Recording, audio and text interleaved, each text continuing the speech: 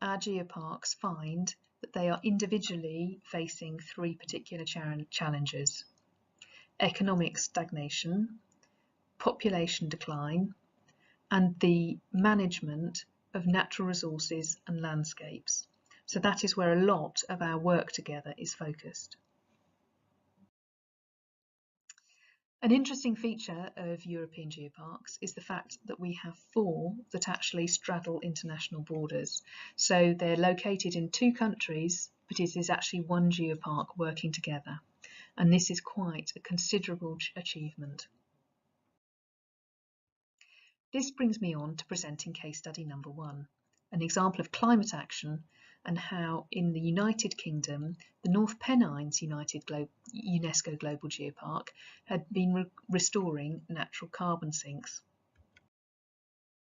The problem was that there are large wetlands throughout the world, and we're talking about peatlands here, so wetlands where there's accumulated organic matter laid down in wet climatic conditions over many centuries.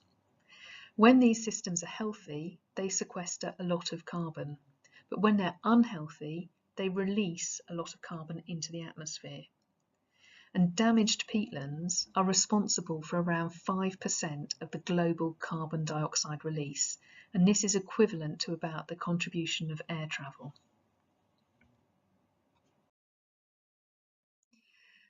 Wetlands have become damaged over time because of drainage, atmospheric pollution, and because of poor land management. And as I mentioned, this does reduce their ability to store carbon dioxide. The other knock-on effect is also causing floods, because these are areas where they favour infiltration into the bedrock. And so when they're damaged, it increases flood risk, and then they erode easily, and so there's increased sediment load in the rivers, and it changes water colour and quality. And it also is reducing biodiversity and reduces grazing land for certain animals. So in the North Pennines, they looked to restore these wetlands by having an ambitious programme. As we can see from the top photograph, they looked to replant these natural areas with the typical flora that one finds in a peatland habitat, notably a particular type of heather and sphagnum moss, and actually planting that back into the environment. In order to do this, they had to work against some of the drainage issues that have been found in the area, and so they blocked gullies and rivers and arteries in order to be able to hold water back and create standing water, and to make sure that the water was so that the ground was waterlogged and these plants were able to flourish. As we can see from these 3 pictures, this was an extremely successful programme. Before it happened, we can see a colleague in a purple jacket standing in a gully where there's strong erosion and the landscape is being degraded. In the middle picture, we can see how water is standing, and we're beginning to see that there is new vegetation growth. And in the last picture, and I'm sorry, it's partly masked by my video window, but the vegetation has totally regrown, and we have a healthy environment coming back and beginning to fulfill its role. So to conclude, this final image shows the extent of the area they were working on. The little lines on the photograph are where the individual gullies and drainage channels have been blocked to hold back the water. And the white areas are the great big plants masses that were helicoptered in and then carefully planted around in the damaged environment. They've managed to restore more than 420 kilometres of peatland, and this is equivalent to 700 cars being removed from the road. So I thank you very much for your attention, and I'm now going to pass to my colleague Babis Vasoulas. Thank you very much. Good morning, dear friends. I'm Babis Vasoulas, the Vice Coordinator of European Geoparks Network, Vice Coordinator of the GGN Geohazards Working Group, and also President of Chinoridis UNESCO Global Geopark. And I'm going to present you some examples for mitigating challenges induced by climate change and natural hazards in UNESCO Global Geoparks. Let me first share my screen with you.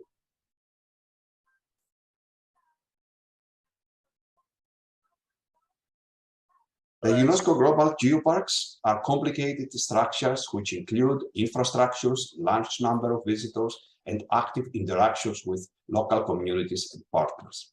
In respect to disasters, they are thus obliged to secure safety of staff and visitors and infrastructure, identify all potential risks and develop plans to mitigate them, educate and train inhabitants and visitors, and also develop a resilient attitude and philosophy. The UNESCO Global Geoparks have also signed the Simabara Declaration, which foresees education for climate change and developing green tourism, rising public awareness, networking, and most important, including local traditions and indigenous knowledge in fighting disasters. The Geohazards Working Group operate under GGN and EGN and were established in 2017 to facilitate and support geoparks in developing actions and raising awareness on disaster risk reductions in their territories. The Geohazards Working Group focuses both on geophysical and hydrometeorological hazards. The Geohazards Working Group has put emphasis in celebration of the International Disaster Risk Reduction Day, which every year takes place on 13th of October. Also, have developed special workshops and seminars in certain circumstances and congresses, but most important, have conducted an action plan on 2017. And this action plan foresees several actions. Some of them have already implemented, some others are in progress. However, in 2017, UNESCO Global Geoparks, and together with UNESCO, conducted a survey on the hazards that have faced the various geoparks, and more specifically, how these hazards have affected their infrastructure. And we can see in these charts that in respect to geophysical hazards, the mass movements, which means landslides, as well as earthquakes, are the most important. However, in respect to hydrometeorological hazards, these are the floods and wildfires, as well as snow and ice events are the most important. And we also have mapped in respect to each geopark what type of hazards have affected. The results of this survey shows that many geoparks have already experienced in managing crises and disasters. Also, many geoparks have developed and implemented risk mitigation projects and activities like the one that you see from Italy and Parco Apuano. In addition, several geoparks have designed educational activities, and this is the topic that I want to focus more in my presentation. Thus, there exists a huge amount of know-how and best practices to share, build actions, and improve safety in our geoparks. Some examples from the celebration of the International Disaster Risk Reduction Day. In 2017, a lot of geoparks from EGN, but also APGN, developed several activities like public talks, field trips, workshops, seminars, training activities, conferences, and so on, which were addressed to pupils, teachers, geopark staff, visitors, and the broader public. And the celebration not only lasted on the 13th of October, but also several days after. In 2020, during the COVID crisis, of course, less geoparks participated in 30 events, and the European Geoparks developed also a short video to promote this celebration. But still, there are many geoparks that need to participate in this celebration in the future. Let's come now to some examples from my geopark, the Chinoridis UNESCO Global Geopark, and I'm going to present you an educational program that we developed together with our main partner, the Natural History Museum. And this program was aiming to raise awareness and train young generations to fight climate changes, focused on the Mediterranean UNESCO Global Geopark. This actually is an educational museum kit which was produced for the 80s of 1713 and includes textbooks, hands-on and activities, as well as games. Another example is a recent program that we developed and it is focused on reduce, recycle, and reuse. And this program was developed especially from the primary school of our territories, the primary schools, sorry. And the aim of this project is to train pupils on waste management, sustainable use of resources, as well as circular economy, which are the base of the sustainability in modern societies. And this project was implemented and tested this year with 8 schools from the Geopark, and next year it will be available for all schools of our territory. To finalize, this present COVID-19 pandemic shows us that we need to improve our resilience. And the UNESCO Global Geopark undertook several activities to promote how resilient communities we are. But also, we have to face more seriously the climate change crisis, which means that we need to break the vicious circle from the climate crisis to biodiversity loss to pandemic and economic recessions and so on. We need to support GGM in the implementation of the roadmap for the world after. But also we need to reassess our action plan that we have developed, and we need to focus more on risk identification and assessment, increase prevention through continuous rising of awareness, training, and improved knowledge, improve preparedness through risk reduction action, best practices transfer, exchange of knowledge and methodologies, and adapt the Geopark to the changes, which means that we need to develop synergies and collaboration. Furthermore, we need to improve response through better crisis management, but also through adaptation. We need to go green, go digitally, increase safety of staff and visitors, minimize exposure to external factors, secure networks and providers, simplify supply chains, strengthen networking. So we have much work to do, and we need to be all together. Thank you so much for your attention. Somewhere here, I need to stop my presentation and say goodbye to all of you.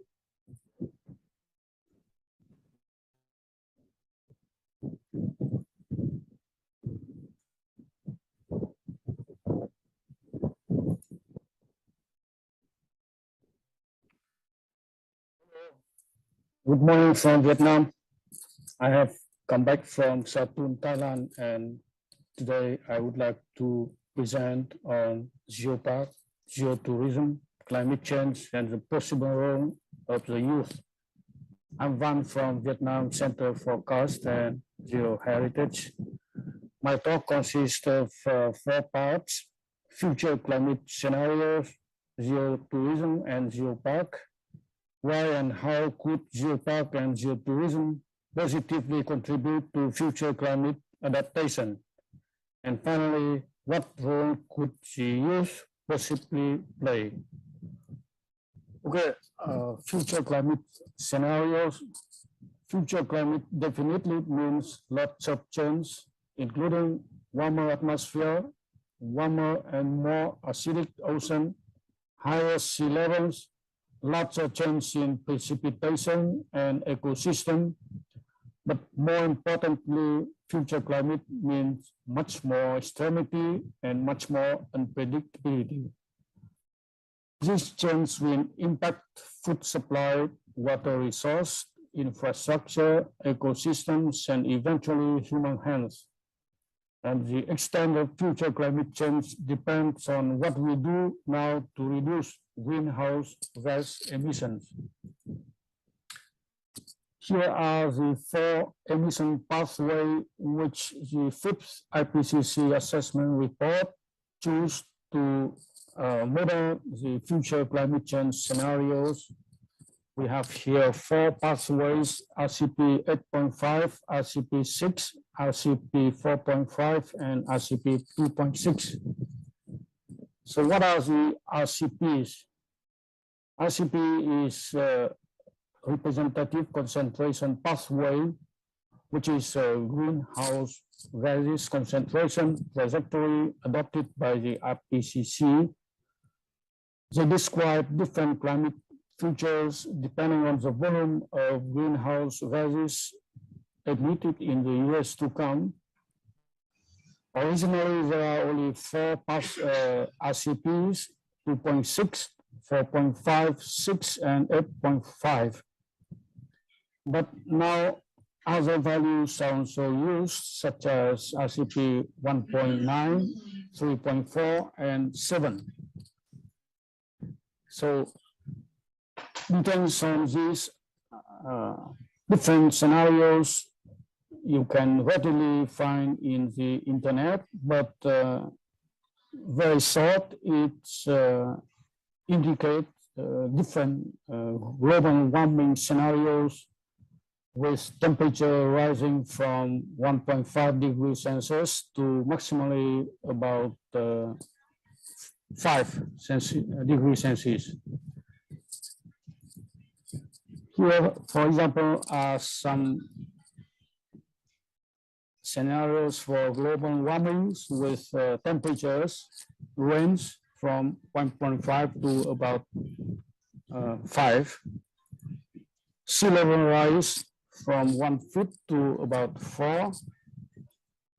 Ocean acidification from about 8.2 to 7.6 for different oceans in the world. And this picture is just to show that Vietnam and Indonesia will be in similar situation. Second, we talk a little bit about geopark and geotourism. There are different definitions of tourism, which is the most popular is tourism is the activity of traveling to places for leisure. Later on come other definition on, for example, ecotourism, which is a special category of tourism, which is concerned with the conservation of nature and sustaining the well-being of local people. What about geotourism? There was very live discussion about what is geotourism. For example, the National Geographic says that geotourism is tourism that sustains or enhances the geographical character of a place, its environment, culture, aesthetics, heritage, and the well-being of its residents. In about 2000 to 2005, Ross Darling and David Newsom put on a new definition of geotourism, which is associated with only geological attraction and destinations dealing with abiotic natural and built environments, and contrasting to ecotourism, which focus on biotic natural environments. To my understanding, the definition put forward by National Geographic is vague, which doesn't differ much from tourism in the true meaning of the word. Why the definition of Ross Darling and David Newsom is a little bit too narrow, dry, and difficult to promote. Here are, for example, the two pictures that illustrate the tourism by National Geographic and tourism defined by Ross Darling and David Newsom. So, to my understanding, geotourism as geodiversity is a base of biodiversity, and they together form the base of the mankind. Tourism, to my understanding, is tourism that sustains or enhances the geological and geographical characters of a place, its geology, environment, culture, aesthetics, heritage, including geoheritage and the well-being of its residents. It differs both from National Geographic's definition in that it pays an important attention to geology and geoheritage. And okay, so why and how could geopark and geotourism positively contribute to future climate adaptations.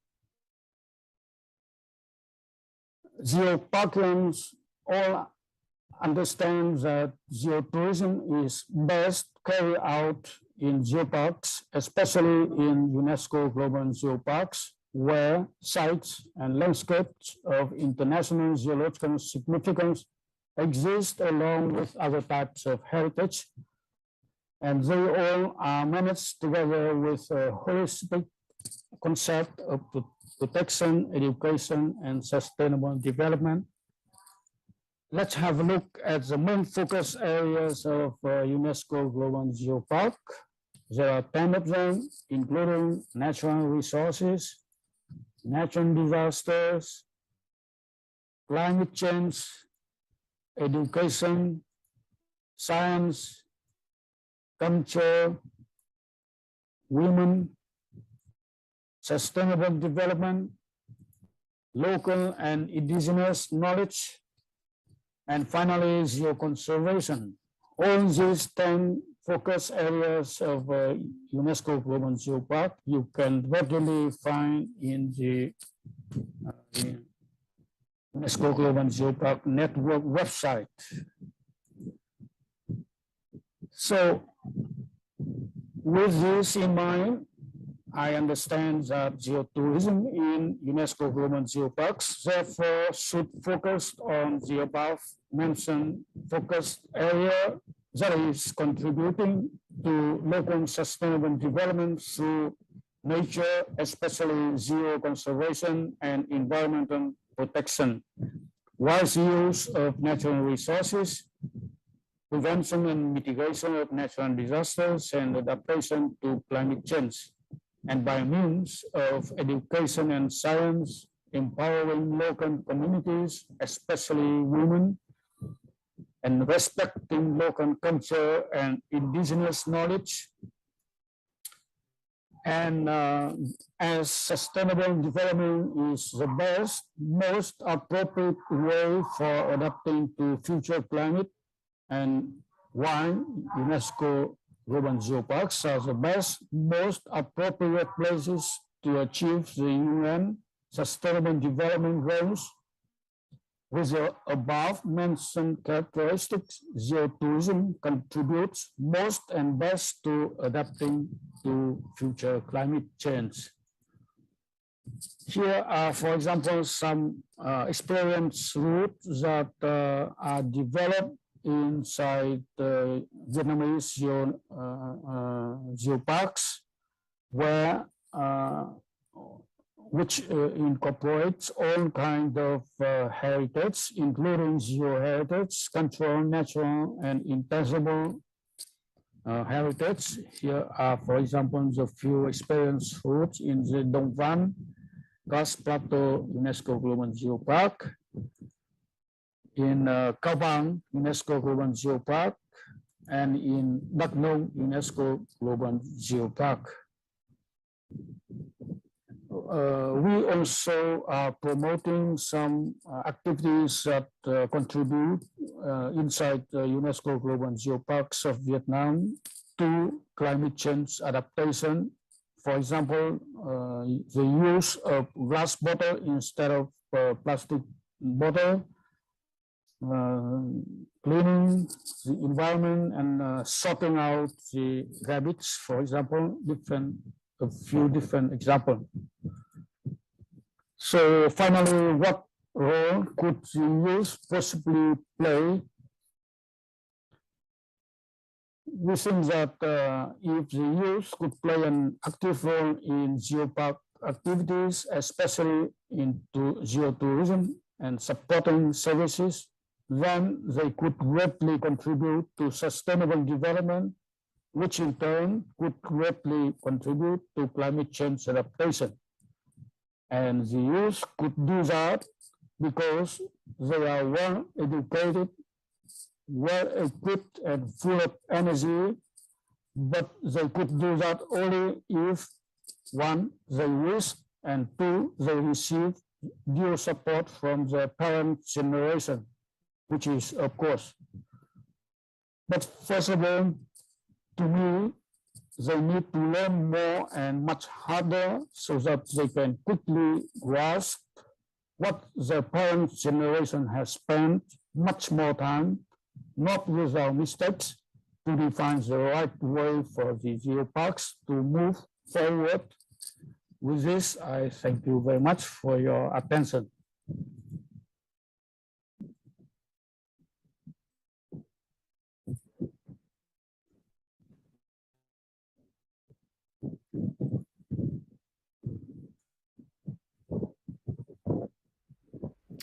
My greetings to all of you at the first UNESCO Youth Forum for Global Geoparks.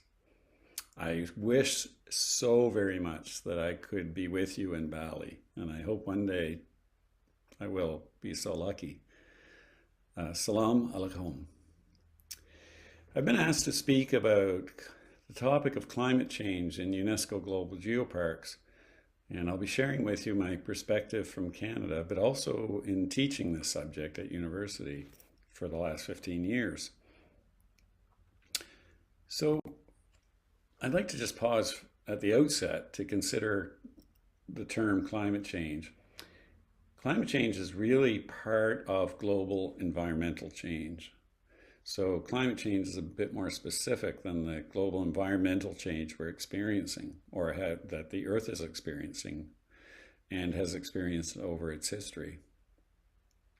Such changes include major and sometimes irreparable alterations to the Earth's land, oceans, water, atmosphere, climate, and biodiversity. While global change has been going on since the Earth first formed about 4.6 billion years ago, the changes that we're experiencing today are either clearly created or accelerated by humans and human activity. For several years, the IPCC, the Intergovernmental Panel on Climate Change, has been making predictions and increasingly sounding the alarm about the threats of climate change. Since their 2007 report, where they pointed out the fingers at humans as a leading cause, vested interests have mounted campaigns of denial to confuse the general public about accepting these warnings and slowing down any action. But this year, more than ever, we are living the predictions of the scientists. Rivers drying across Europe, floods elsewhere, soaring temperatures, rampant wildfires. And I just wanted to pause and extend my heartfelt thoughts to the people of Pakistan who are experiencing catastrophic floods across much of the country, a great human loss. Global geoparks can be a powerful witness. Global change is not experienced equally around the globe, and not equally in our global geoparks either. But change is upon us all. Our growing distribution of geoparks around the world means that our combined experience, our combined witness to climate change can be very powerful, and I'll come back to this at the end of the talk. The witness of indigenous peoples, in particular, can be even more powerful due to their experience on the Earth for over millennia. So their experience is something we should really take particular note of. When you look at the map, various views of our globe and the maps of the distribution of global geoparks, they're still very, very clustered in Asia, in particular China, and across Europe. But we are becoming more and more representative of the Earth's surface and the Earth's people. The topic of when we talk about global change, the impact of humanity, of population, cannot be ignored. The changes that I spoke about in global change, the changes to the Earth and to life upon it, are definitely accelerated by the exponential growth in human population. When I was born, as an example, the population of Homo sapiens was about 2.6 billion. Today, as I speak with you, at this moment, we are approaching 8 billion people. Think of that, just in my lifetime, from 2.6 to 8 billion people.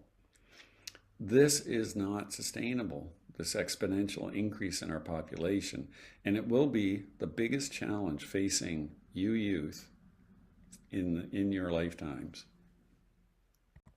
This is a slide that I use in teaching the subject of global change at university, and it's a very powerful slide. It's not so much just the exponential growth in population that's shown, and by the way, this is a little conservative to say 9,000 million or 9 billion people by 2050 when we're already at 8. It'll be higher than that by 2050. But the important point on this graph are these two lines that I have circled.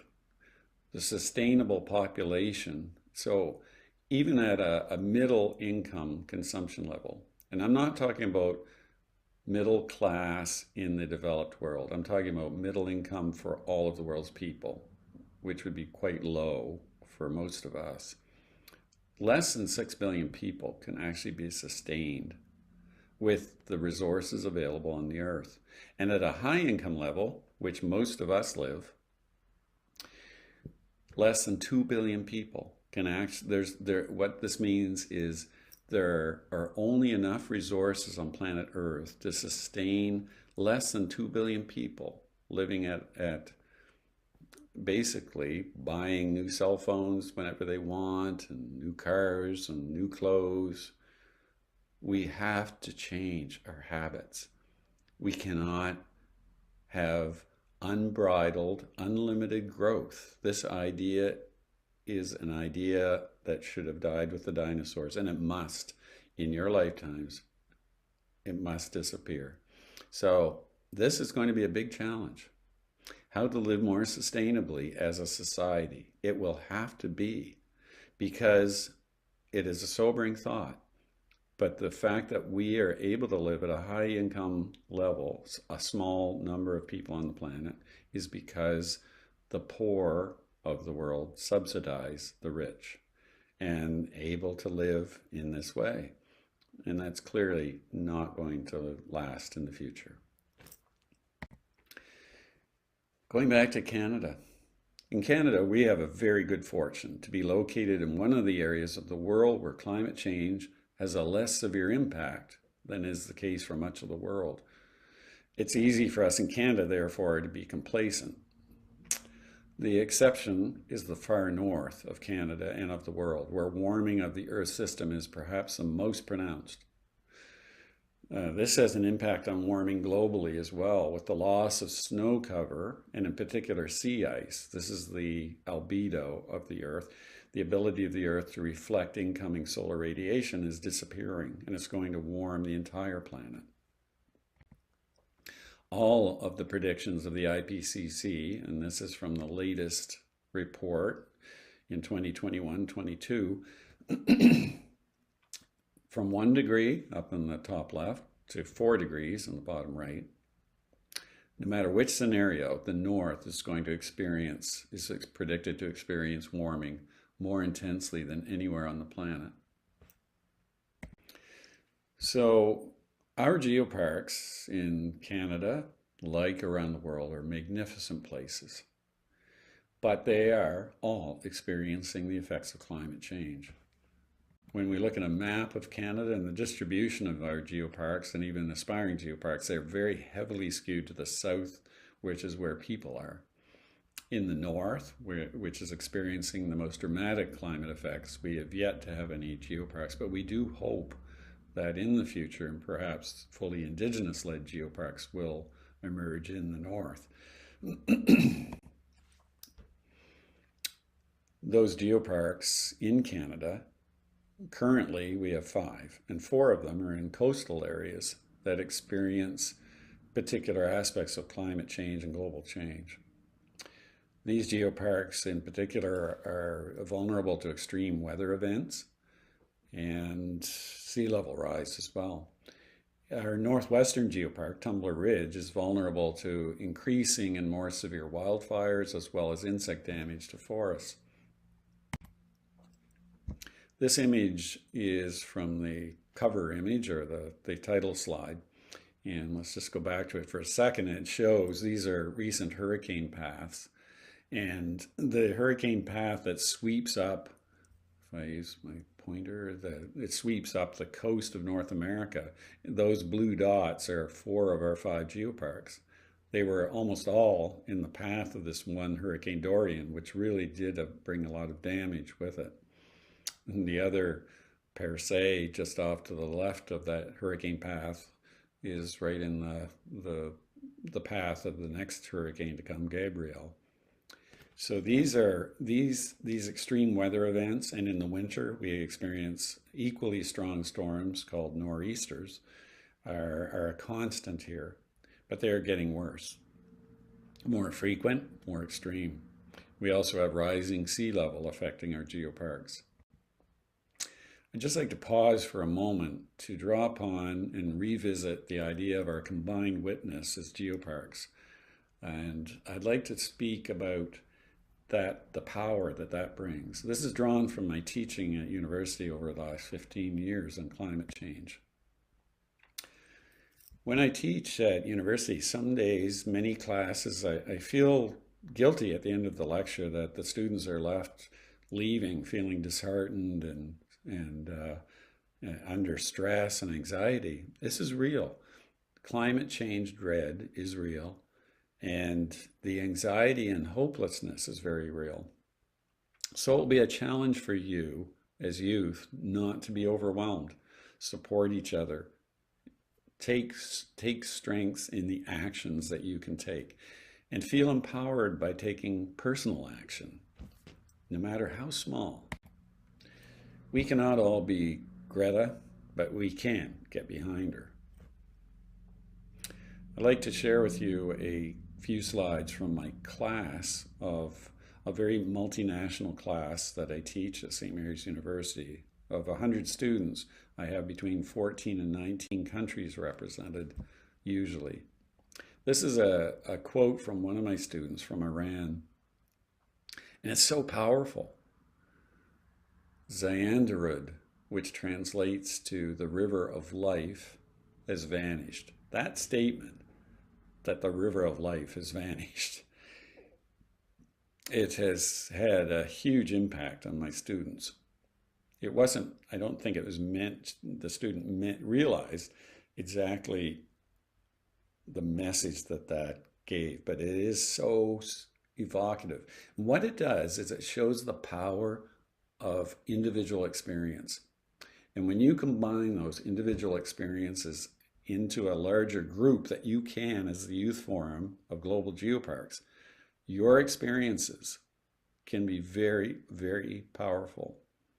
And the experiences, although they're anecdotal, they bring life and reality to the predictions of scientists. This is one class, one of my classes from St. Mary's University, shows where my students were located and where their experiences spoke. And when you combine those experiences, the power of them cannot be underestimated. So you could do the same as a youth forum. This is a quote, another quote from one of my students, taken from her dear grandmother of 83 years. My dear, when I was young, there was no such thing as global change. You could walk endlessly along the coastline, watching the stars from a mile away, with no fear that one day our world might be taken by the recklessness of humanity. So for you, the youth of the Youth Forum, you have a powerful voice when you combine them together. No, UNESCO Global Geoparks alone cannot stop global change, but we are a powerful global community. Our network is powerful. There are very few organizations that have such a collegial brotherhood and sisterhood. And together we can make our voices heard, your voices, in particular as youth, because your voices as youth matter the most. So I'd like to leave those thoughts with you, and I hope that they are provocative and give you some pause to consider And I look forward to hearing from you. Reach out to me at any time. Thank you very much. Bye-bye.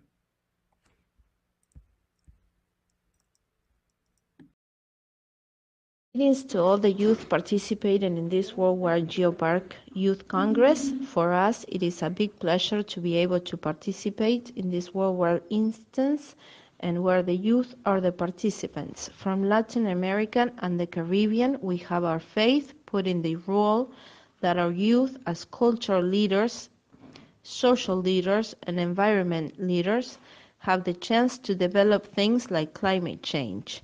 It is a topic that affects all of us, which is a topic where all must be responsible to change the situation we have nowadays.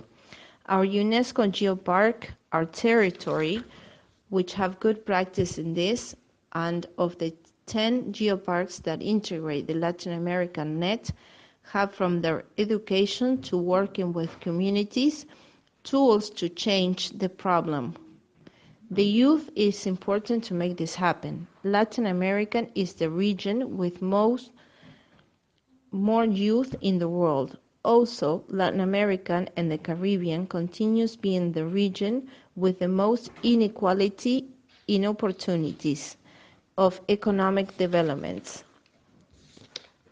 As a territory of resistance and development are a clear road of hope for the integrated development to keep alive the culture of each town, to continue the harmony with our roots and Mother Earth, with the need to look forward to the future with the values without putting in danger our natural resources and heritage that we have from Uruguay. I want to send a huge welcome and support from the whole net of Geopark.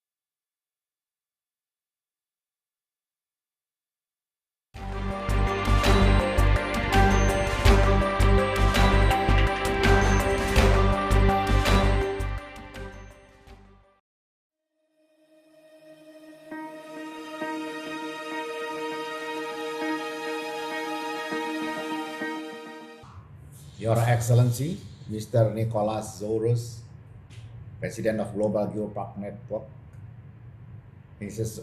Özlem Adiyaman Lopez, Senior Program Manager, Earth Science and Geohazard Risk Reduction, UNESCO, Mr. Wayan Koster, Governor of Bali, Mr. Sang Nyoman Sedana Arta, Region of Bangli, representative of Indonesia ministries and agencies, representative of regional geopark networks, representative of Indonesia geopark management agencies, honorable speakers, geoparkians, distinguished guests, ladies and gentlemen.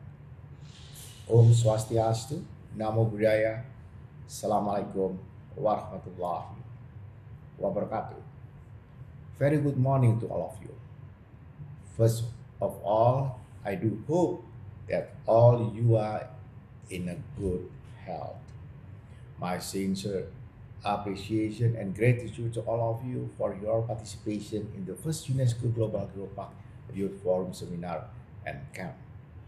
For the past 2 years, our planet has faced enormous economic, social, and environmental challenges.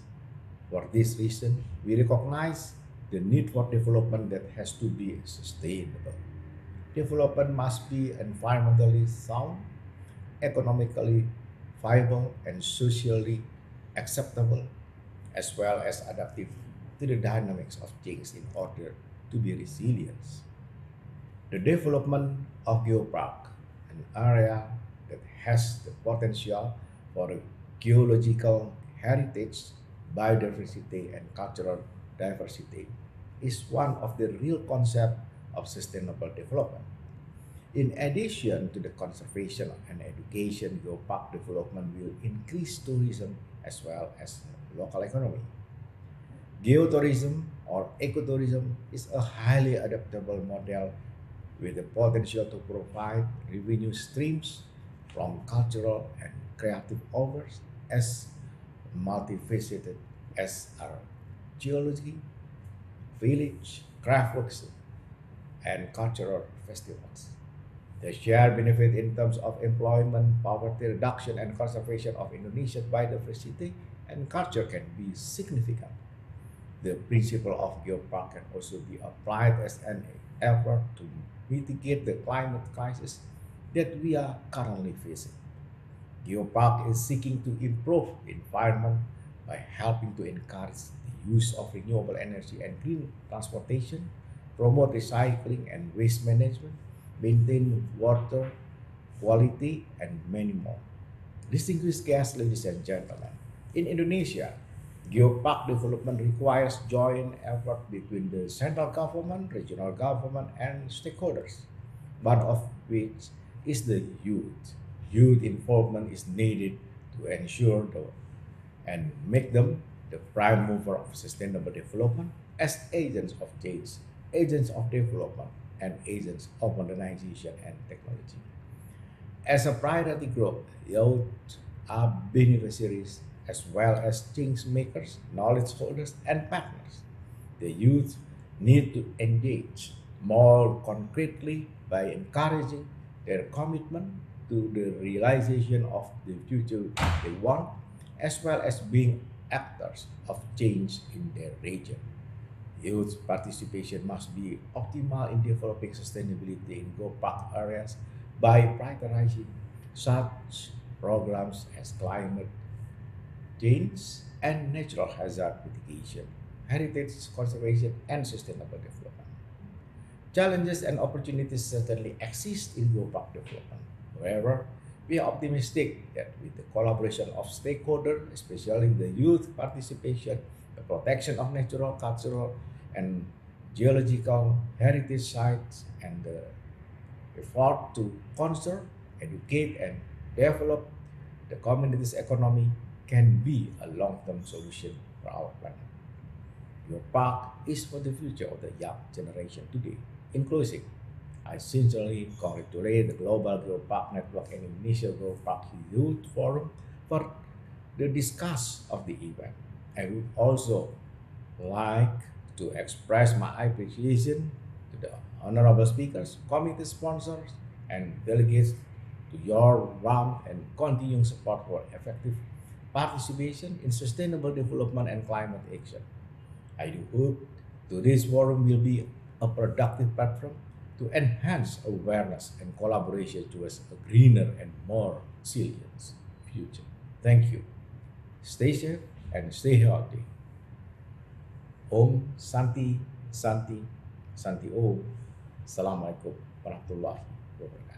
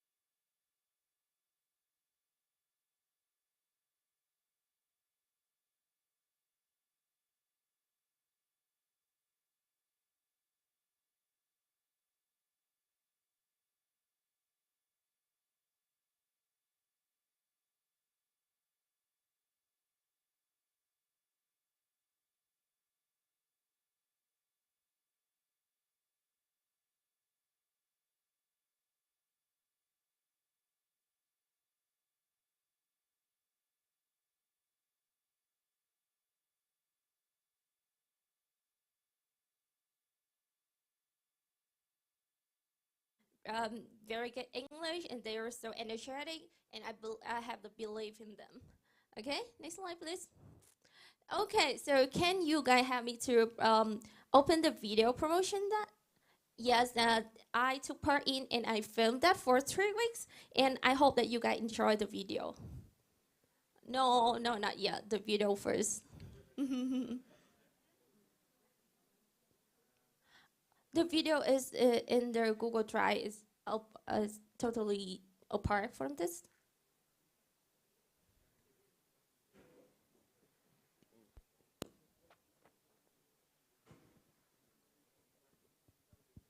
If we can get the technician team to show the video, it is in the Google Drive, separate from the PowerPoint presentation. Wait a minute, please.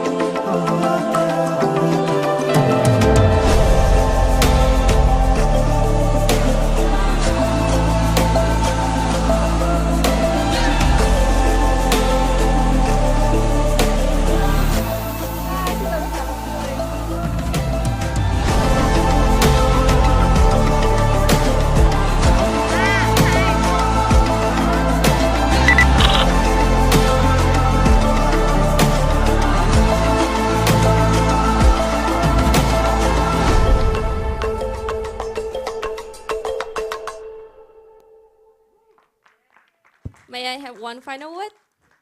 Okay, thank you very much. We always welcome all you guys to come to Cao Bang, and whenever you come to Vietnam, you need contact, just call me or text me. Thank you very much. Cảm ơn and terima kasih.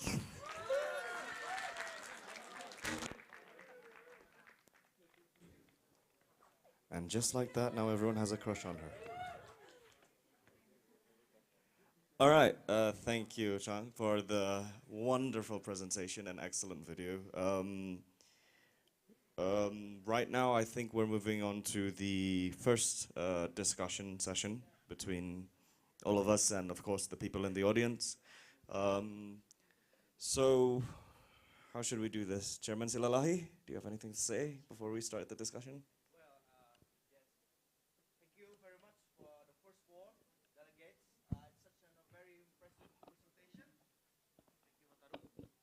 Maybe it's now my opportunity to lead the question and answer actually. If you, for the national observers, if you have any question, I would like to open the floor. I think it would be first to question, if you have, please, you can raise your hand. Related to the first four presentation that have been just presented by the delegates. I think Danny wanted to ask if anyone was single up here. Oh no, if she's watching. Do we have from the national observers? I would like maybe if, okay, Danny, you'd like to ask, right? Please, maybe you can step forward to the stage and please tell your question. Thank you. Good morning, everyone. I got a question maybe for all the people that have presented their presentation. This question is simple. Do you know what is the condition? How is the condition of the people inside the geoparks before it was recognized as geopark and after it? Is it got any better or just something? I don't know. Thank you. Thank you. So before the delegates answer, I just would like to introduce Danny. Danny is one of the co-leaders committee for this Indonesian Geopark Forum. He comes from Danau Sentarum in the Borneo island. If you know, Borneo is one of the largest island in Indonesia. There is three countries actually: Indonesia, Malaysia, and Brunei Darussalam. But he had the region of himself is not yet being proposed as the Geopark, but he is going to actually to be the government, right? Yes. Okay, thanks. Who would like to answer first from the four delegates? I think it should be for anyone. Okay, yeah, please. Okay, thank you for your question. Actually, my geopark is recognized for 4 years, so the difference is not that big. But as I go around and around, especially for the revalidation, I found that especially in the isolated village, they got a lot of benefit because the geopark help them and invest in them, so they can develop the homestay for a visitor to come, and the geopark also guide them how to do the community-based tourism. So basically, they gain a lot of benefit, especially on this month, for example, on this month, for the Independent Days of Vietnam. So we have the holiday, right? I saw that the homestay is full, so a lot of people came to there. So I beg that a lot of people can benefit, especially the local people get the money, got more income from being the partner and become one of the side of the geopark. Thank you.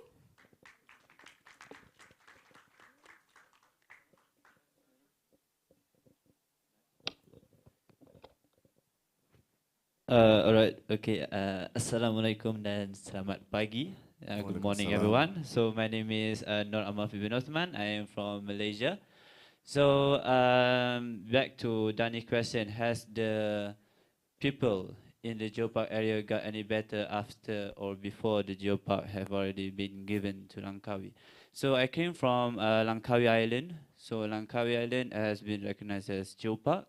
So but you can say that the differences between before Langkawi was introduced as a geopark, and after Langkawi was introduced as a geopark, is quite big, because before this Langkawi was known as a tourism island. So yeah, we have a lot of people who comes into to the island just to travel, just to have fun.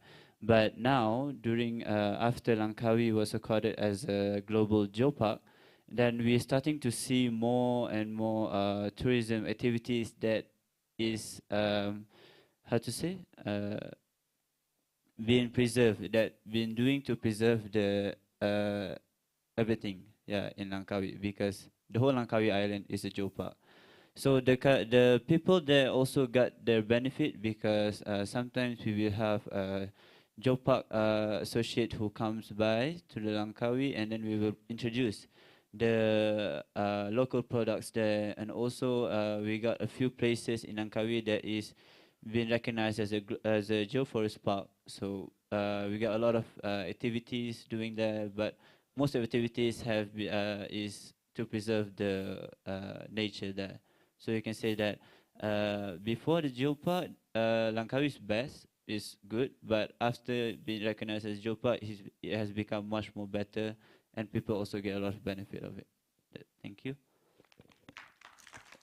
Okay, maybe one more response. How has the existence or the designation of your hometowns as geoparks, how has that affected your community? So maybe one more respondent to Danny's question before we move on to the next session. I think we're ready to roll to the next session. So perhaps...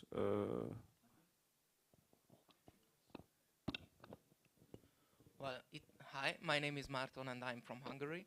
It's an initial answer because you will see my presentation in the next session, but I can state that in my geopark, the locals' identity has been strengthened by the work of the geopark, because the stones, the cultural heritage, the biodiversity has become the part of the become the part of the identity of the inhabitants. And I think it's important because they can value the things even more better because of the work of the geopark. And after that, after some presentations, I will show how. Thank you, Martin, for that. And well, with that being said, we're looking forward to seeing your presentation. I guess without further ado, Chairman, if that's all right, we should move on to the next session, and then we'll actually properly have the Q&A session at the end. To the technicians, next we will be seeing the presentation from, if I can get my cheat sheet here. Oh dear. There's my name. Next, we will be hearing from Edina Haju, if I'm not mistaken, from Hungary. Whenever you're ready.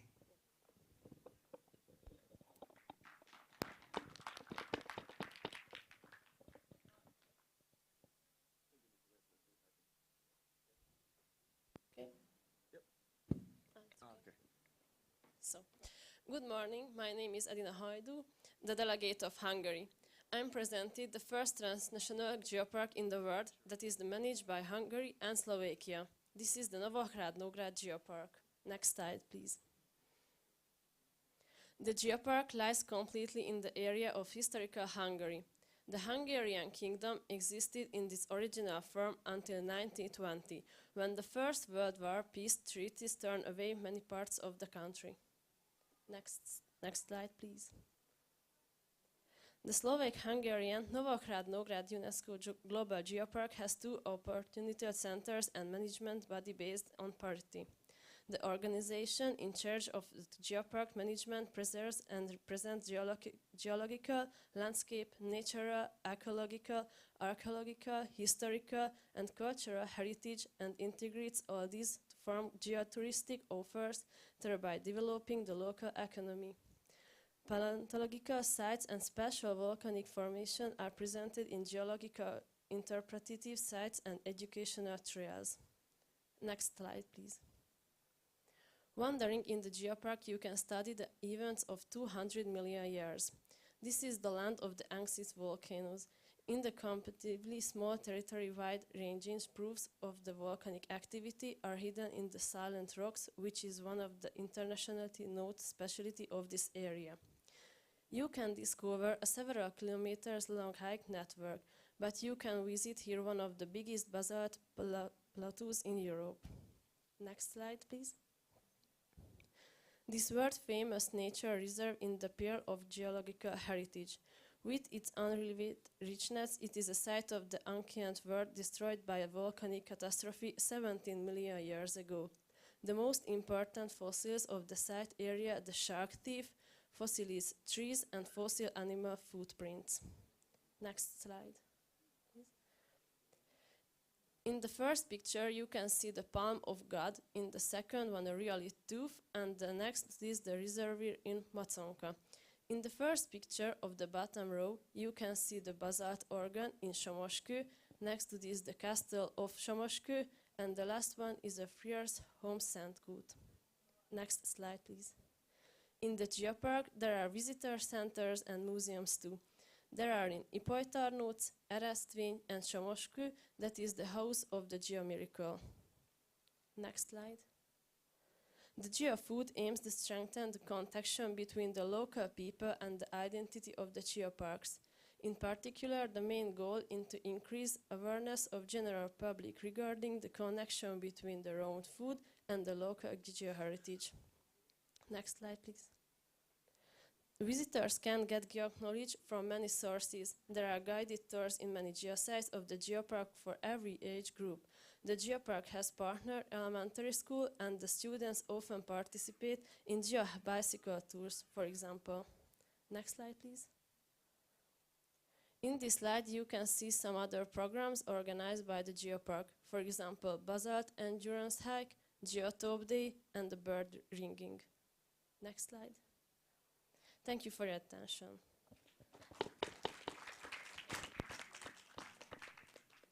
Okay, that was wonderful. Thank you once again to Haju. Next, we will be hearing another presentation. Next in line is the presentation from the delegation of Hungary. Once again, we have Palmaton. If you're ready, whenever you're ready, the floor is yours.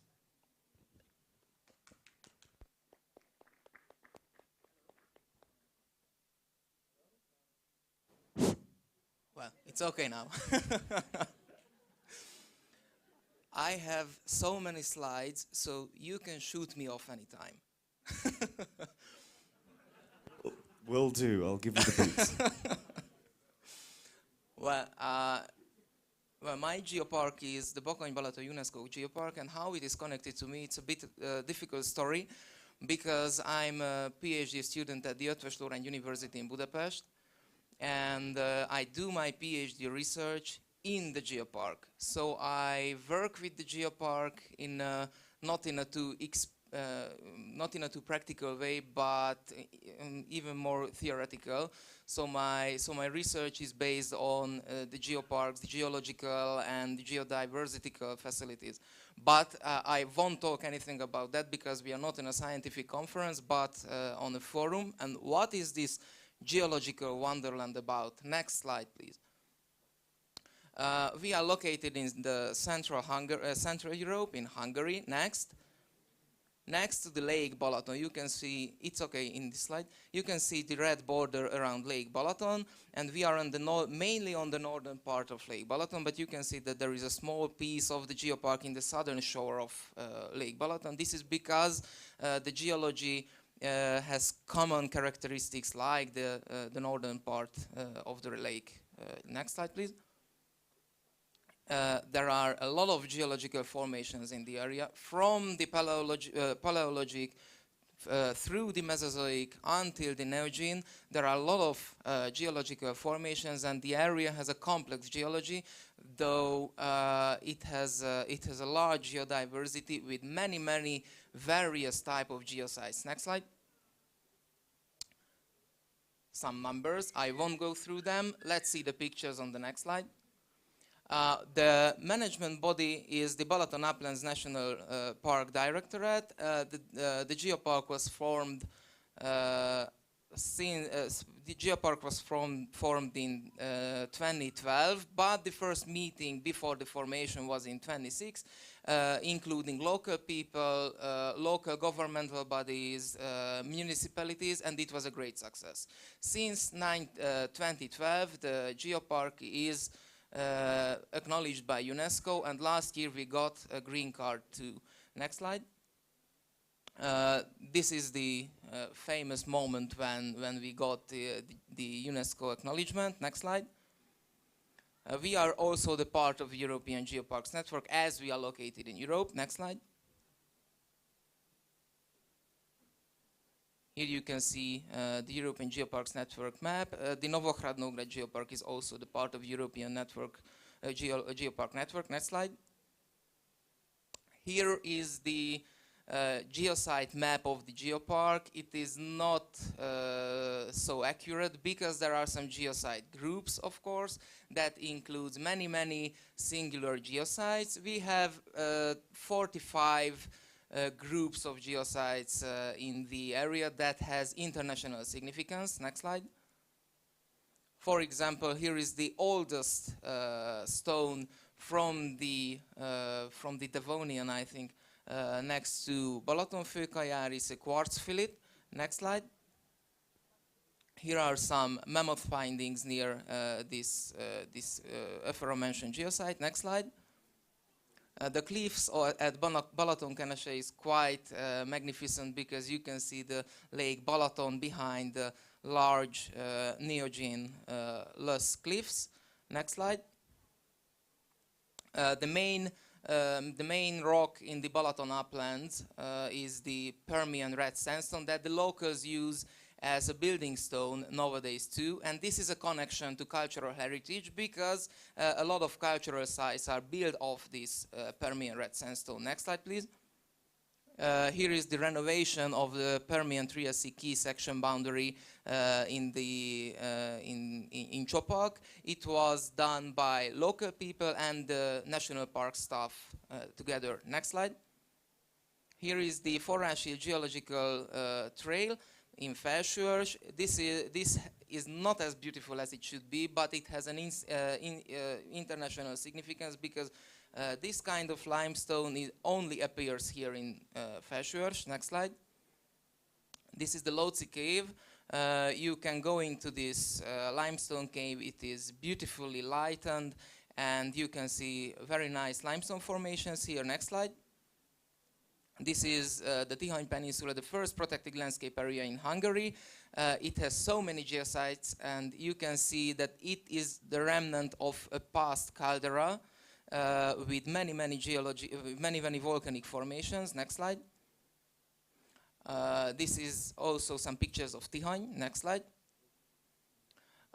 What is connected to the culture and the local people? Viticulture is very famous in this area because the grapes and wine producing has a very good soil, fertile soil on volcanic ground, and because the area is located in looks to the south, it gets many sunshine and very good for grapes, and there are famous wines in this area. Next slide. The Palaokarst of Urkut has been renovated few years ago. This picture is before the renovation. This is very nice place from the Lower Jurassic, with limestones, marl, and a very nice geological hiking trail. Next slide, please. Hegyestű is a remnant of a basaltic mine. You can go to the top of the mountain, but sometimes it's closed. It's a bit interesting story why it is closed, because there are some suicides from the from the top of the mountains sometimes, unfortunately. Next slide. The Kali Basin has a lot of sea stones near Szentbékál and Köveskál. Next slide, please. And this is the most famous picture of the geopark, the volcanic remnant hills in Tapolca Basin. It has maybe a connection to Batur because we can see the active volcanoes here, but these are not active, fortunately. Next slide. Also the remnant hills. Next slide. Next slide. This will be a cover image of a book that me and some of my colleagues will edit in the future. A part of this image, I think it's magnificent. So if you can visit us. Next slide. The lake cave of Topol. So you get these small boats. You get into the cave and go through the cave with these small boats. It's magnificent too. Next slide. We also have bauxite mines in the area that are not used. This red landscape is very characteristic in that area. Next slide. This is also a bauxite pit in Iharkut. Why it is important? Next slide. Because we have the first dinosaur fossils discovered in Hungary in this area. Some of you who are interested in geology may have heard about this dinosaur fossil place because it's very, very famous internationally. Next slide. What do we do in the nature conservation management? Next slide. I have mentioned the renovation of geosites. This is also an example. Next slide. Next slide. This is the good picture of community work because national park staff who normally sit in their offices cut the grass next to a geosite. Next slide. This is a before picture of the sea stones of Kővágorgy. Next slide. And this is the after picture. It looks completely different. This is also the fruit of a community work. Next slide. This is also without garbage. Next slide. And 2. Next slide. How do we make Bakony-Balaton UNESCO Geopark visible? Next slide. By putting out signs. Next. By the visitor centers. Next. This is the Eastern Gate in Tihany. And what I have discovered our geopark in this museum. One of the display materials, and the Batu Geopark is on the display material in the Tihany visitor centers too. Next slide. We have also a Facebook page. Next. And we have issued with me and my supervisor's cooperation the first geological walking map of Hungary a few years ago. I think this map is beautiful because it has tourist map layers and the geological map layers. So map users who are interested in geology can use this map to navigate on the field and see what is inside, what is under them, under their feet. Next slide. We have, of course, geo-educational programs on geosites. Next. Yes, next. We have some competitions for elementary school students about some geosites. It's a thematic competition in different geosites. Next. We have geotour guides in our geopark since 2009. In every year we hold this geotour guide in different areas. So there are specific areas with specific geology for each guide. Next. Geopark Week is held in every year together with Novograd Geopark. Next. And we also contribute to the European Geoparks Week. Next. We have storytelling stones, we have geofood, and also some facultative program for children nearly every weekend. Next. Here is the geopark food, the ammonite, gingerbread, the mentioned wines, and some volcanic teas. Next. We are also contributing to the Danube Geotour project. Next. And with the magnificent image of the remnant hills from the southern side of the lake. I'm very happy to be here, and I thank you for your attention, and I hope that if you happen to be in Hungary, please find us and visit our geopark. Thank you. Thank you, Paul. Thank you, Marton. That was amazing. Lovely sight. I do hope you brought a few bottles for us to sample these wonderful wine. You know. I got to test it myself, you know. You can't just take your word for it. Next we have Hotaru from Japan. Whenever you're ready, Hotaru.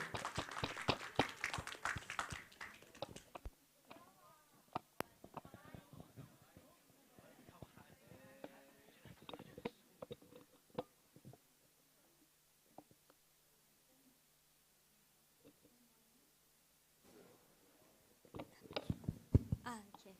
Good morning. Hi. Good morning, Hotaru. How are you today? Good. I am Hotaru. I'm from Japan, so I'm gonna introduce my geopark. So next slide, please.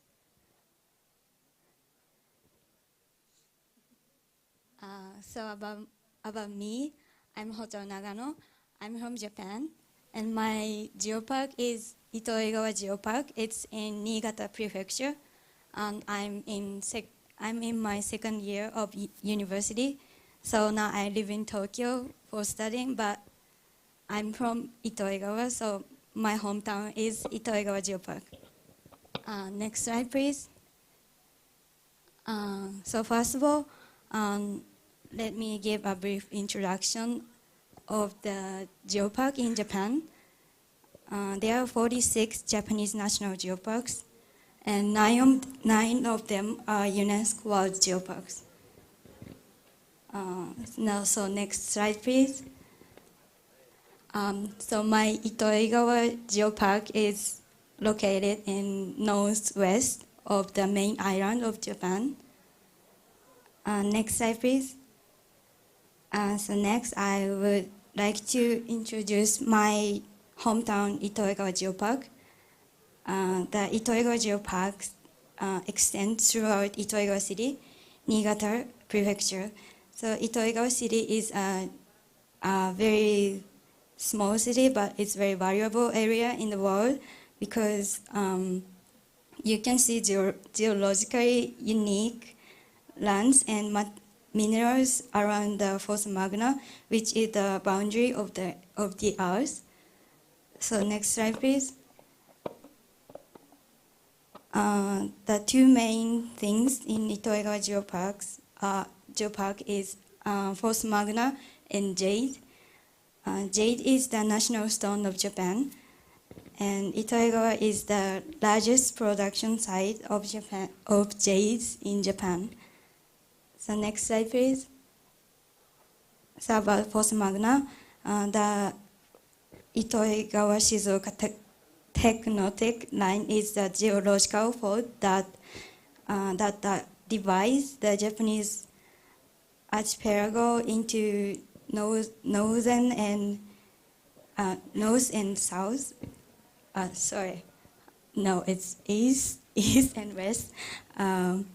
So the fault is also considered to be the boundary between the North American plate and the European plate. Next slide, please. So my city is on the division of the plate. So there is a line of the Fossa Magna. Okay, so next slide, please. There are 24 geosites in the city. So these are some of them, and you can enjoy a variety of activities such as surfing or snowboarding. Like we have snow in winter, so it's many people come to here for skiing. So next slide, please. Yeah, these are some sites, and you can also enjoy delicious fish and vegetables. And rice.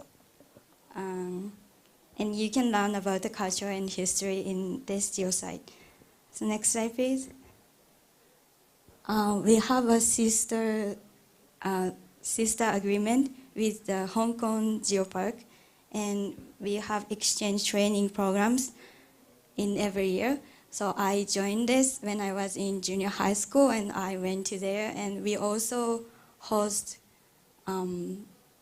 students from Hong Kong every summer.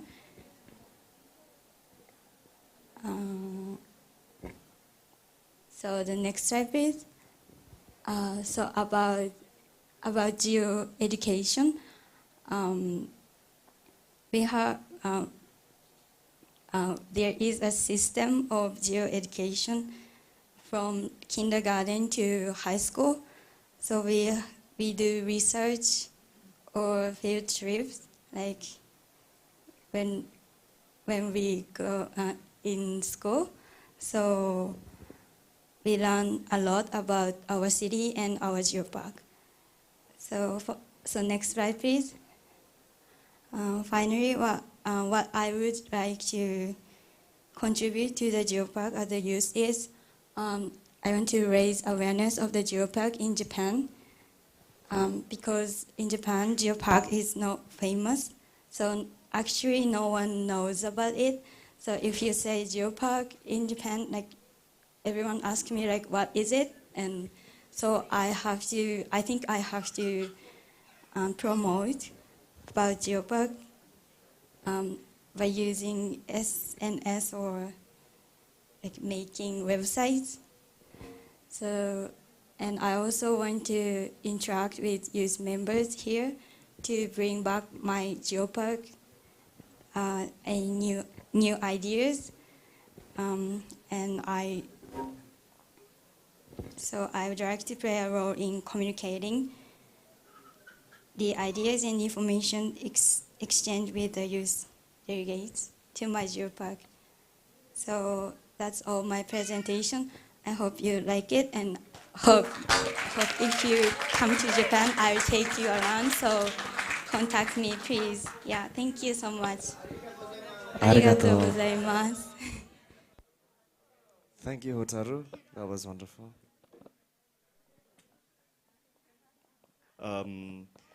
Next, we will have the presentation from Emma from the United Kingdom. Whenever you're ready.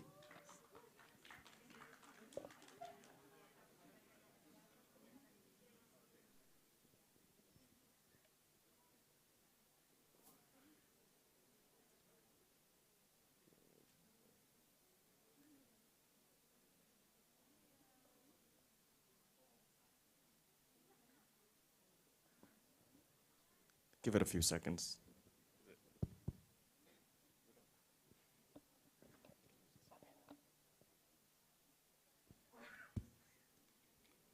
Hi everyone.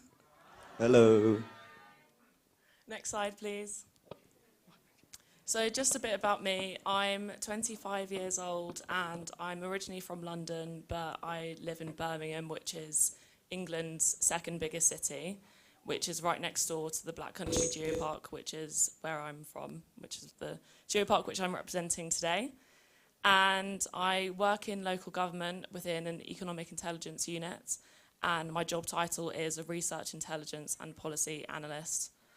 I sit on the Black Country Geopark management team.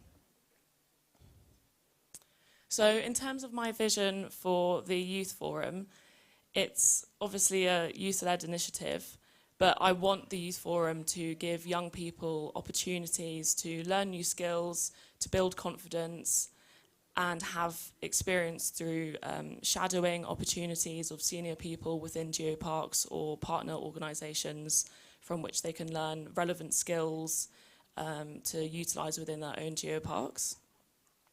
I want the youth to have ownership and pride in their local areas and also their countries, as they'll be representing them as their champions. I also want to create a community amongst young people worldwide to develop and shape ideas about geopark resilience, sustainability and best practice, so that we can learn from each other and share the best experiences from our own geoparks. I also want to embed the youth voice within UNESCO and have our voices heard, and to actually create a forum from which our bottom-up feedback can filter through all the way up to the top decision making. I also want everyone to make friends and contacts from around the world, and today is a really good experience of this happening. And I want everyone to have fun. So just an introduction to the Black Country Geopark. As you can see on the left of the screen, this is the map of the UK, and the Black Country Geopark is outlined in red. And the reason that it's called the Black Country Geopark is because it was a mining town back in the day, and all the smoke from the coal mining made the skies black, and hence it was coined the Black Country. And the bottom large picture, you can see one of our famous geosites, which is a canal, and one of our beacons in the background, which is just a big hill. And it shows the diversity of the landscape, as the Black Country is quite an urban area, given that it's right next to Birmingham, which is a large city. And in the bottom left hand of the screen, you can see one of our big caves, which actually isn't open to the public as it's quite dangerous, but we're hoping that in the future this can be one of the biggest attractions in the area. So just a bit of a history about the Black Country Geopark. So the reason that it's important is because quite a while ago there were big discoveries of economic minerals, quite shallow in the ground. So this was easily accessible through mining, and it helped to develop technologies such as coal and steam power, and let economic development take place in the Black Country and the West Midlands, and economic development throughout England and the rest of the world. The Black Country was subject to immense industrialisation in the 1800s, and it required a huge amount of raw materials, which were all sourced from within the area. In the 1970s, the mining and heavy industries fell into serious decline due to rising production costs and from competition from elsewhere. So this led to a big decline in manufacturing and traditional industries in the area. So the Black Country, unfortunately, went into a period of big economic decline and led to serious problems for its local communities. So today, the Black Country has a wealth of geosites. We've got 45, and this slide just shows all the diversity of the landscape and the stuff that you can find there. So in terms of the UK context of geoparks, as many of you will know, the UK consists of 4 countries, and across these 4 countries we've got 8 geoparks, so they're all highlighted in the screen. So again, I'm from the Black Country, which is just in the middle of England. So in terms of our youth provision, in terms of activities that go on, I'm just going to give a bit of a breakdown in terms of stuff that's available by age group. So for the young kids, for kids aged 3 to 5, we've got different activities relating to rummaging through soil and finding different dinosaur bones, finding big scary creatures in the forest, using microscopes and finding big bugs and things like that. And utilising local museums for knowledge sharing sessions with young children. So in terms of kids aged 5 to 7, we've got pond dipping exercises where people go into ponds and try and find different creatures in there. There's different assemblies where knowledge is shared to school kids from Geopark colleagues. We've got arts and crafts sessions where kids will go into the woodland and find leaves and different materials and make pieces of art and leave them for people to find on their future walks. We've got sessions where people can create fake volcanoes and have these big experiments mixing Coke and Mentos, and you create all these big eruptions. And we've also got heritage programs where people are taught about climate change and archaeology and different folklores associated with their geoparks. I should mention that this is not just about Black Country Geopark, this is about all the UK geoparks. And for kids aged 7 to 11, all the previous activities are available to them as well, but just maybe a bit more age appropriate because these are slightly older children. And other activities include workshops on geology, going into the caves and having big talks from geologists, going to rock detective programs and identifying all these different rocks that you can find in your geopark, and woodland studies workshops. Next slide, please. Yeah, that's fine. And for school kids who are starting secondary school, this is more associated with school lessons and creating school resources for them to learn whilst in the classroom. Next slide, please. For kids aged 14 to 16, it's also about preparing them for their exams. So teachers will produce various materials for the classroom. Next. So as soon as you get to age 16, this is when you can start learning skills for work. So in the UK, we've got schemes called apprenticeships, where you develop work-based skills and you get paid a wage for it, and you learn on the job and also in the classroom. So we've got loads of these within the Black Country Geopark, and they can range from different activities like filmmaking or photography and things like that. So it's applying geological knowledge to different arts and humanities related things and getting qualifications at the same time. Or things like animation projects as well. And then for young people aged 18 to 25, it's also more about qualifications and skills, so preparing them for the workplace. So for example, in business and administration, nature and heritage programs, opportunities for you to become a youth board member.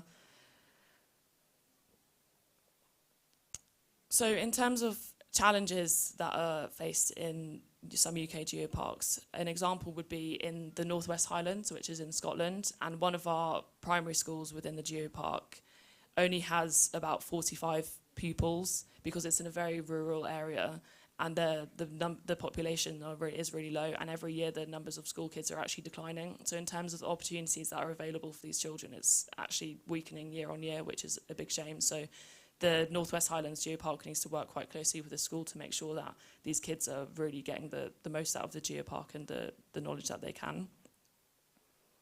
So just a bit of a special focus on one of our geoparks in England. It's the English Riviera, which is in the southwest coast of England.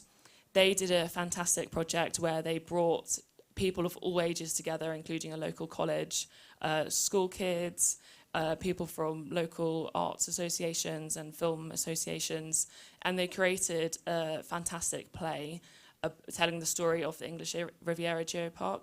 So they brought in people to do the art, the makeup, the set design, the filming, the production, the marketing, the communications, the administration. Everyone from the local community was involved in making this play, and it was just a fantastic display of what happens in the geopark, and it was just a great opportunity for everyone to come together and learn new skills. So I won't play the video because it's nearly an hour long. But yeah, that's just a bit of an overview about UK geoparks. Thank you for listening. Thank you, Emma. That was wonderful.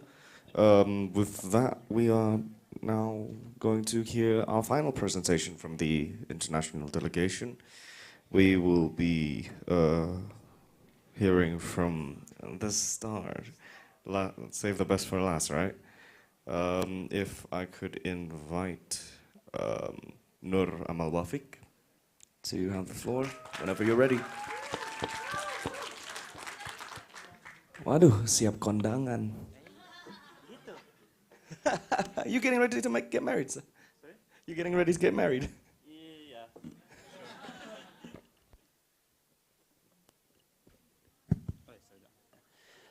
Okay, so good morning everyone.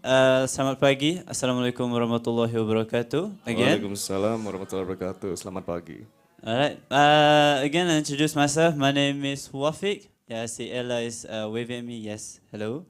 Alright. Okay. So my slide is a bit how to say, a bit last minute slide. So I hope you guys don't judge me from watching the slide. Okay. So first I introduce myself. So I am I'm Wafik bin Othman. I am 20 years old. Okay, although I look older, but I'm 20. Okay, I live in Langkawi, where I stay, and also a geopark. And I work as a recreation attendant, but during my off day, I also work as a nature guide, tour guides, and also geopark guide. All right, okay, next slide. So Langkawi UNESCO Global Geoparks, more than just rocks. Okay, next. Next. Yeah, just next. Yeah. All right. Okay. So before we start, I'm sorry. My slide is in Malay, but I think you guys can understand it. But the international delegate will be like, "What's that?" All right. Okay. So this is actually a slide where I usually use to present when I visit schools in Langkawi. So usually we use this slide to present it to them because it's much more simple, easier to understand. Because now it's just a sharing session. It's not a telling session about what is Geopark and everything. Okay? Next. Yeah. So you know what UNESCO is? United Nations Education Scientific for Cultural Organization. Yep, everything is. Next. Sorry for a lot of transitions. It's okay. That's why I'm the last person because I have a lot of things to do. Yeah, next. Again, next. All right. Okay. So where is Langkawi Geopark? So Langkawi is located in the north side of Peninsular Malaysia. So who's here have been to Malaysia before? Right. Everyone have been to Malaysia. So Langkawi is located at the northern part of Malaysia. It's just beside Satun, which just beside Far East places. Yeah, 30 minutes you can take boat from Langkawi to Satun. Yeah, so I can go visit Far East anytime. Yeah, it's just that I don't want to. Okay. Langkawi Geopark is an island. Langkawi is an island. So also known as the Island of Legends, because we have a lot of legends there. But the whole island. So we have 99 islands around it, the big island, and also the 99 islands around it. So all of the islands there are counted as Geopark. Okay. So everywhere you start in Langkawi, that is a Geopark place. So always follow the Geopark rules. Okay. Next. All right. Okay. So what is so special about Langkawi Geopark? So we have the oldest rock formation in Southeast Asia, which is aged back 550 million years old, also known as the Machinchang Formation. I think you guys understand Cambrian era? Yeah, so this is the Cambrian era rock formation. So it is located in one of the rainforests or geoforest park in Langkawi called Machinchang Geoforest Park. Okay, and also we have a dropstone from glacier aged back 1 billion years old, which is located also at Machinchang Cambrian Geoforest Park. Yeah, and also we have the complete biodiversity of animals, plants, and rocks, and also community. Next. Right, okay, so this is the map of Langkawi. So after this, when you come to Langkawi, you can take pictures so you can visit where you want to go to Langkawi. So the green areas that you guys see, that is what we call as a Geoforest Park. For your information, Langkawi is the only UNESCO Global Geopark in the world that has the title of Geoforest Park. We are the only one that has the title Geoforest Park, and in our island we have 3 Geoforest Park. We have the Machinchang Cambrian Geoforest Park, we have the Kilim Karst Geoforest Park, and we have the Dayang Bunting Marble Geoforest Park. So see, that is the island of Langkawi. So the green one are the Geoforest Park that we have in Langkawi. Next. Right, okay, so this is just the simple information about Langkawi, about the Geoforest Park that we have. So Machinchang Cambrian Geoforest Park was given the title Geoforest Park because it has the oldest rock formation in Malaysia, dates back 550 million years old. And we believe that Langkawi is the birthplace of Malaysia itself. So over there we can find, so how do we know that the Machinchang is 550 million years? Because we found the trilobite fossil over there, which is near the area. So trilobite only lives around Cambrian era, yeah, Paleozoic era, something like that. Second is the Kilim Karst Geoforest Park. So Kilim Karst, I think everyone know what karst is. So it's limestone. So the limestone at Kilim dates back around 550 to 490 million years old. That is the karst over there. Why is it given the title Geoforest Park? Because you don't really find anywhere forest that lives. It's not that you cannot find anywhere. You can find it only on specific places that forest that lives on limestone. Okay, so if you can see over there, there is the Kilim Geoforest Park. So we even have our own Hollywood sign. You see over there? Yeah, it's not so clear. So that is our own Hollywood sign. Yeah, so except this one don't have Hollywood. We have Geoforest Park. Okay, and we are also go back. Yeah, and we also have this one island which is close to the Kilim Karst Geoforest Park called Pulau Anak Tikus or Anak Tikus Island. Over there, you can find a lot of fossil like seashells. Yeah, ancient seashell fossil over there. We also have ancient sea lions that you can be found at the Gua Klawa, the Bat Caves in Langkawi. And the third Geoforest Park is Dayang Bunting Marble Geoforest Park. So as you know, the Dayang Bunting Marble Geoforest Park is recorded because we have a lot of marbles around the area. And this is the largest natural freshwater lake in Malaysia, and it happens because of the collapse of the roof of a cave long time ago. So that is how the lakes was formed. Okay, next. All right. Okay, so next. So beside we have unique fossil and also unique rock formation, we also have a bit of flora and fauna that you can only found in Langkawi, not anywhere in Malaysia. Next.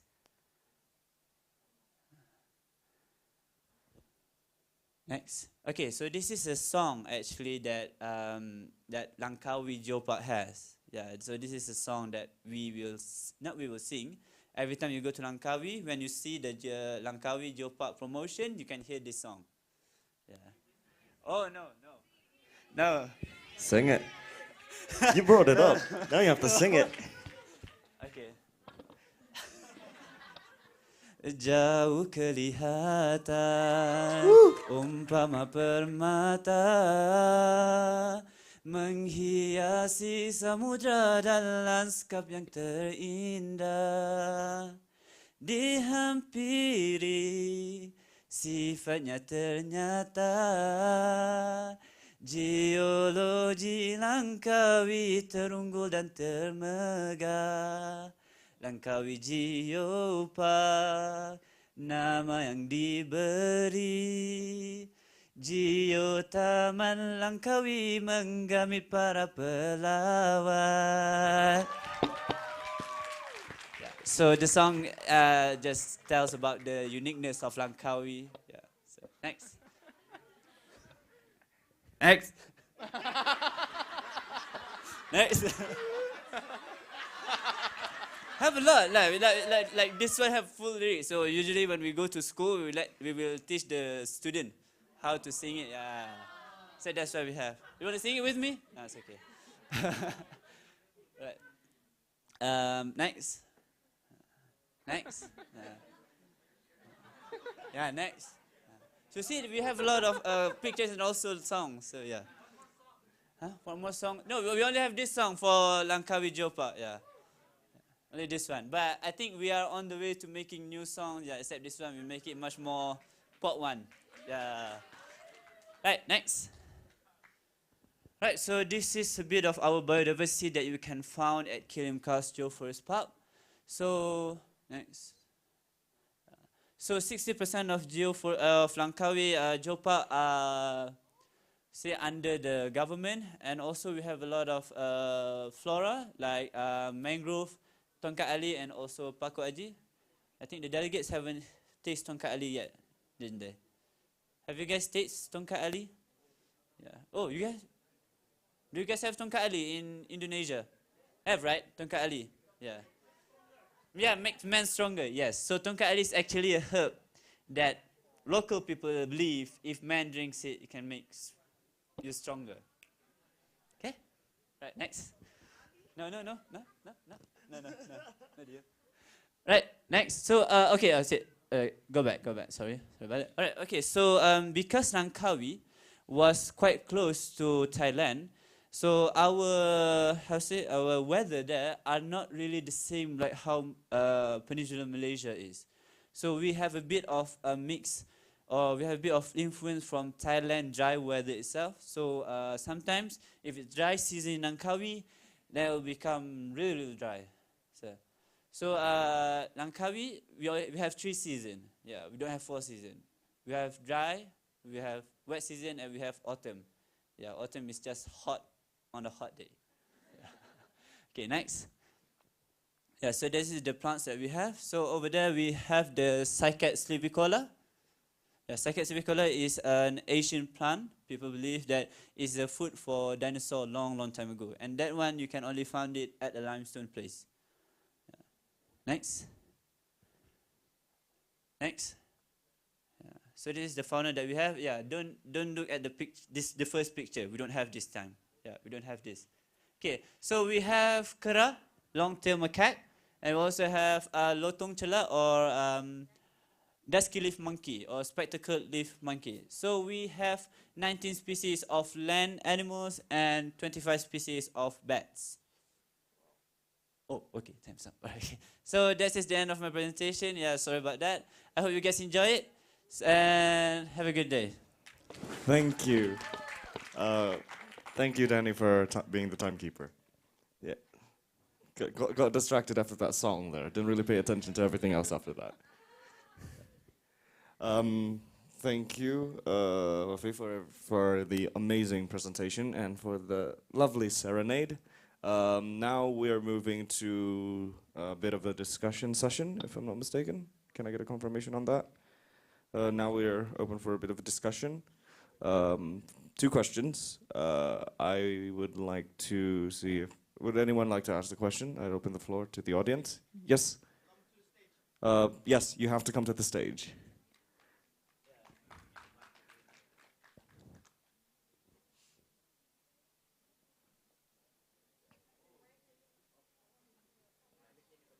Oh yeah, the mic's on the podium, so whenever you're ready to ask your question. You need to wait a few seconds, I think. Okay, hello everyone. Hello. Meet again with me, I'm Abdulaziz from Meratus, South Kalimantan. Okay, today I want to ask, and in my mind is already have a big questions and a lot of questions going on right now. But the point is, my questions are asking to you about how the government positionings to involvement for development the concept of geopark in your area, and how about the youth? How about the youth role in your area? Because in my Geopark Meratus, there's no youth forum, rather than after this, the government has mandated to me to make the youth forum. So I think it's easier to learn from you, has the bigger pictures of the youth forum itself. And as we all know, the concept of geopark itself is already coming from the European.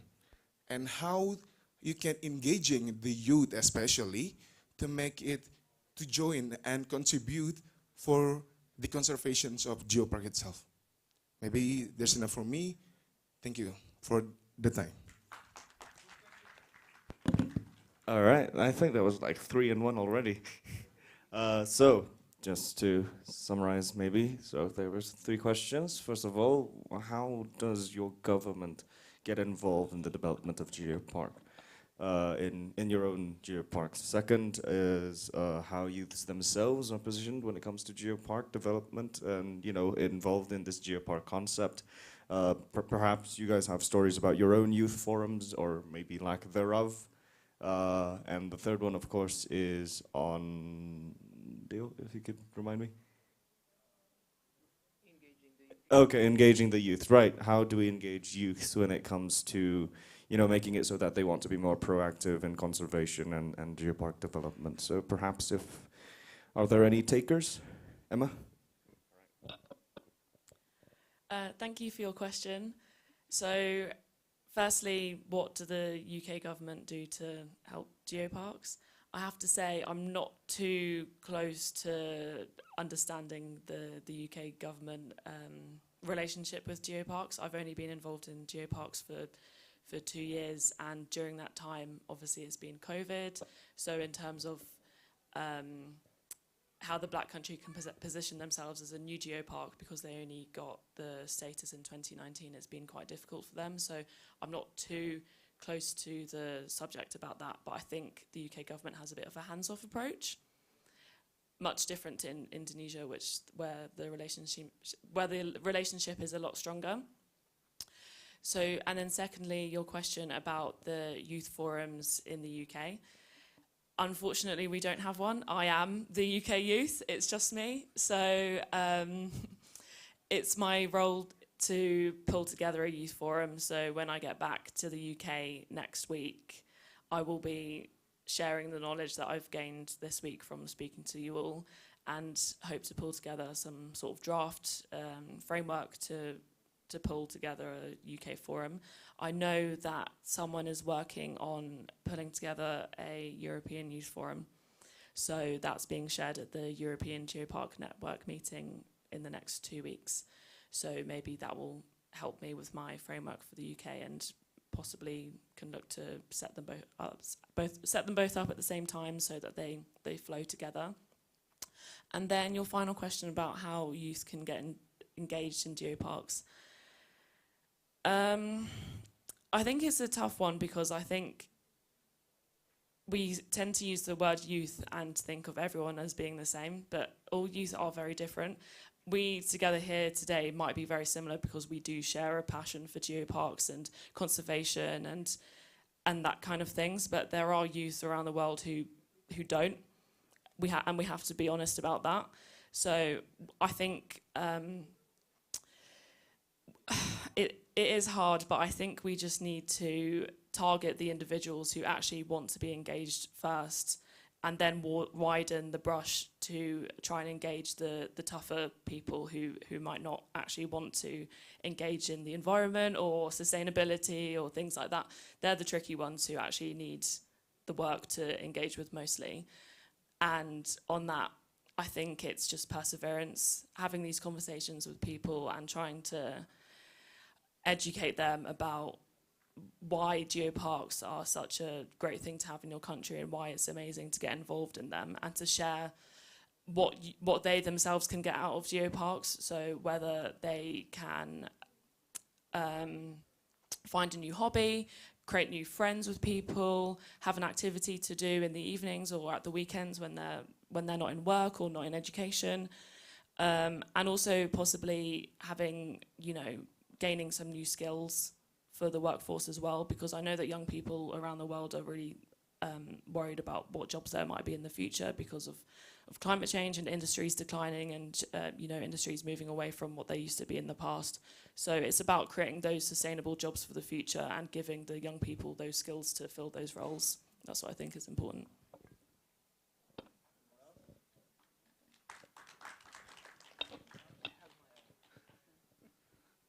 Anyone else? Faiz, go ahead.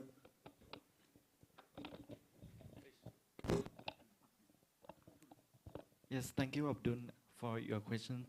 I will answer just the first question that you're asking about how government related our geopark. Yes, for me, that working in the Department of Mineral Resources that involve the government officers, government office. Yes, I work in the Ministry of Natural Resource and Environment. So many officers from the government come to Satoon UNESCO Global Geopark, my geopark, to teach people the academic knowledge about geology and concept of geoparks that make people can extend this knowledge for their business or enterprise. Thank you.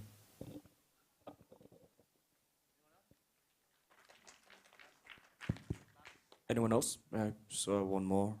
Maybe someone has a unique, someone's country has a unique approach on how they handle geoparks. I know the Indonesian government is very hand-on compared to most of this, and especially with the question of the youth forum.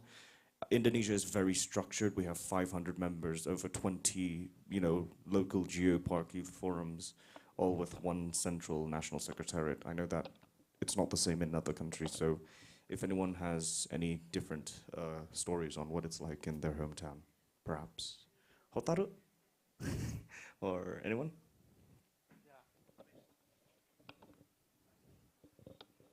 All right, okay. Thank you, Abdul, for the question just now. So for the first question about how do the governments in Langkawi get involved in handling the geopark. So in Langkawi, we have this one government body called LADA, Langkawi Authority Development. So they are the one that usually will handle about what happening in Langkawi. But there is one body in LADA that we call the LADA Geopark. So they are the one that more focused about what to do or how we want to expand the geopark to everyone in the youth. And your second question is about how you want to, what, the youth forum, something? Yeah, all right, okay. I guess it's same like what Emma says. We really need to find a certain people, or we really need to find people who likes to know, who loves to know about what Geopark is, because Geopark, for me, is still a new concept. It's a new concept to the youth, especially the youth. If we talk about adults, then sometimes they know, sometimes they don't. But the youth, these things are still new to them. So we need to find a way on how we want to attract their attention. Maybe by doing more videos about what Geopark is, but elaborate it in a very interesting way, because I think nowadays we have TikTok, we have YouTube, we have Instagram, so you can you can promote Geopark in your own way. And about how you want to engage the youth into engaging in Geopark, I guess it's all started from school.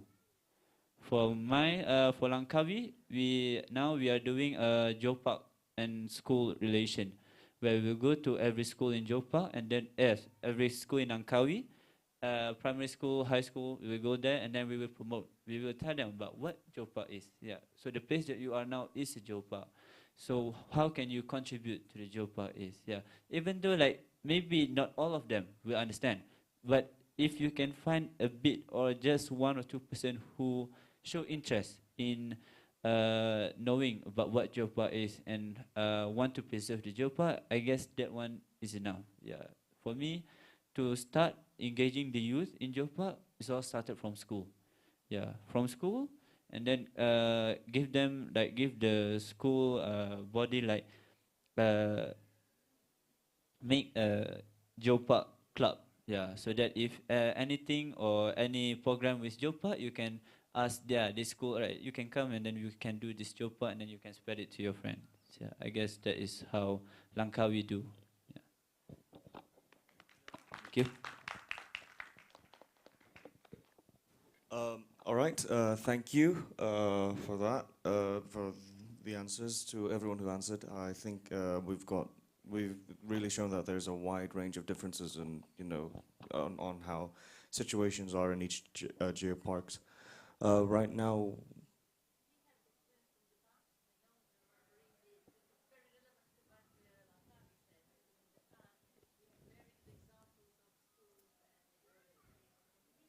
Hotaru, you can go ahead. Yes, for, for the school in education, I explained before, we have geo education system in my geopark, sorry, and so we learn a lot about our geopark and our city, and also it's not only the geological things, also the culture and food and environment, but I learned a lot when I was in school, but actually I feel like the youth in my geopark, they actually, they are not proud of our geopark. I don't know the word is correct, but I mean, I think we have to, we know a lot about our geopark, but we have to be proud of our geopark first. And I feel like in Indonesia here, like people are really engaging the geopark activity, and I think it's really nice. And so I think as first in Japan, we have to know about geopark and be proud of our geopark first. Yeah, that's my position. Thank you. Thank you, Otaru. Thank you, Mrs. Oslam. It was really wonderful because I think like Japan has some of the best, you know, festivals. When it comes to festivities, Bunkasai is really, really big there. So, you know, maybe Indonesia or Japan should start hosting Geopark Bunkasai. Yeah, that's nice, I think. So I think it might be something that we should take into consideration. So there's a lot of different approaches that each youth forum does, that each country does, especially with respect to how the government operates or how hands-on they are, and how youth forums are. I think we have time for one more question, Deo. Is that still in order? From the National Observers, perhaps. Is there any more questions? You know, this is a once-in-a-lifetime opportunity here we have.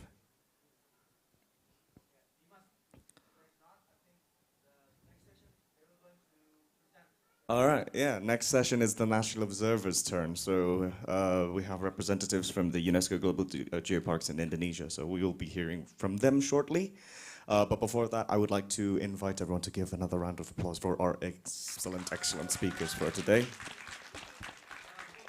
And I'd like to invite to all of the international delegates to take a photo session real quick. To our camera woman, Wafi. Wafi? Wafi paling depan. So yeah, if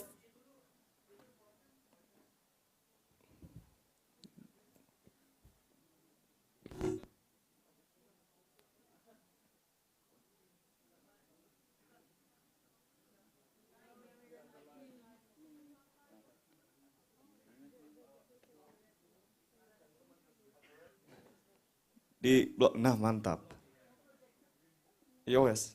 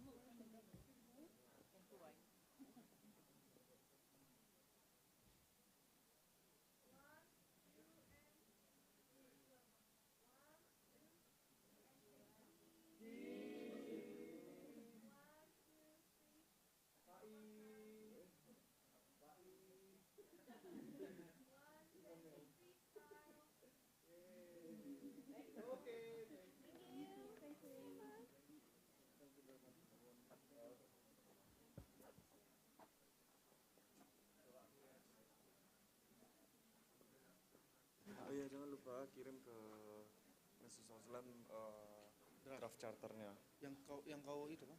Yo, Google Docs-nya bilang kayak it's still a zero draft. We still have to write a lot, and input would be very much accepted. Welcome.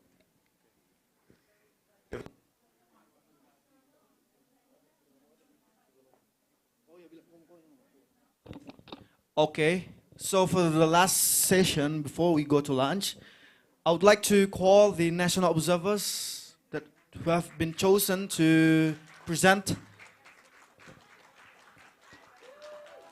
Please go to the stage.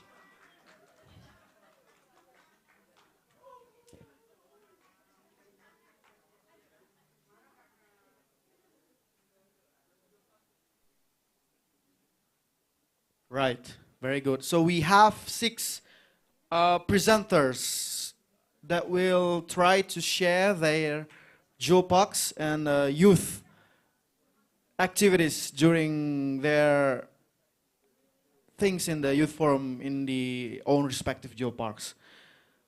Do we have? Can you please stay in the stage? Please. I believe it will be Charisma from Belitung UGGP. The next one will be Abdul Shahid from Ciletu Palabuhan Ratu. And then Obed Kresna from Gunung Sewu. Nanda from Batur UGGP.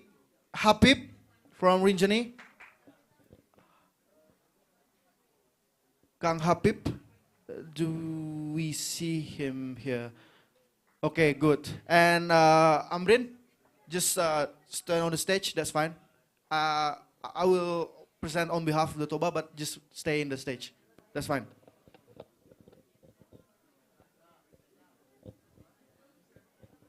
Ini kursinya dibuang ya. 1, 2, 3, 4. Kayaknya Kang Obed kesini aja, geser. Ini setengah jam aja, kan masih setengah 12 kan? Oh iya anjir, nggak sempat. Sebentar aja.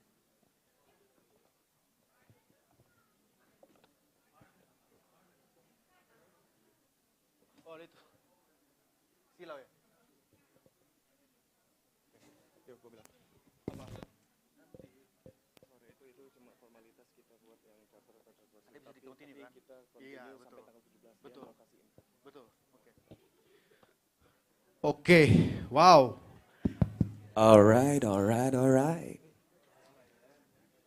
Apa? Sapu gua mana? Aman. Nice. Okay, everyone. Nggak bisa duduk gini. Deo, are you gonna sit with us? Yes. Okay. We're gonna need one more chair. It's fine. I will be on below. You can. Okay, the chairman who does not get a chair. That's something.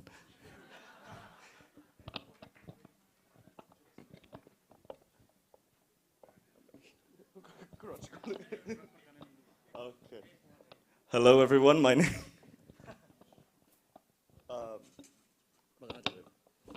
Okay, hello everyone. This is our second session for the sharing session.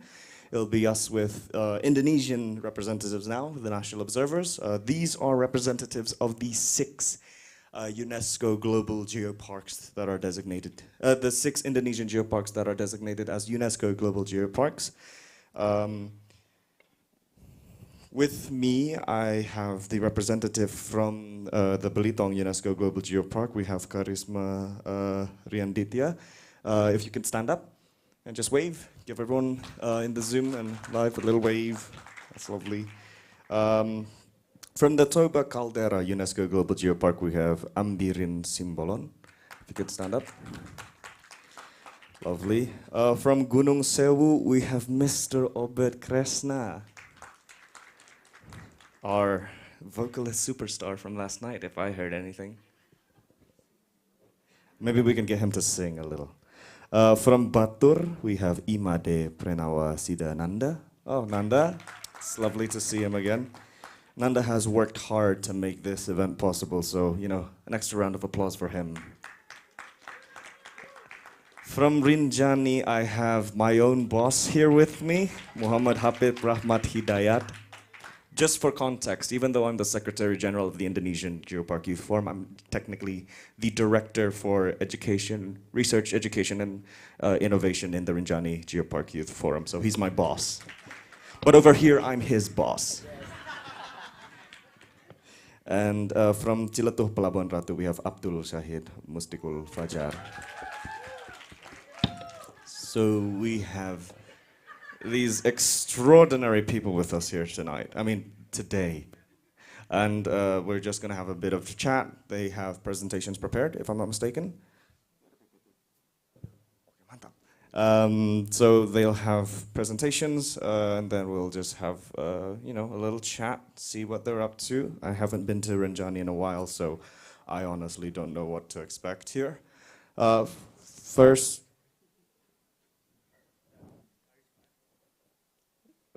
we have from Belitung, we have Karisma. Whenever you're ready, you may have the floor. Just to give everyone context, you have 10 minutes, Bang Deo? Oh, 7 minutes, good Lord. You have 7 minutes. This might be in Indonesian or English. I'll do my best to translate and interpret, but, you know, we'll see how it goes. Whenever you're ready. Yes, I'm ready. Hello, good morning, everyone. Thank you for the international delegates and national observer, and for the opportunity I standing here to present about my Belitung Geopark.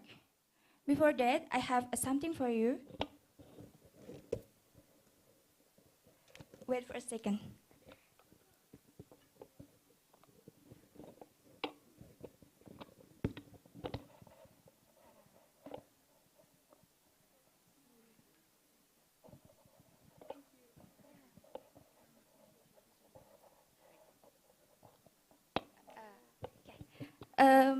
Sorry, because it's not enough. Maybe you can share with other.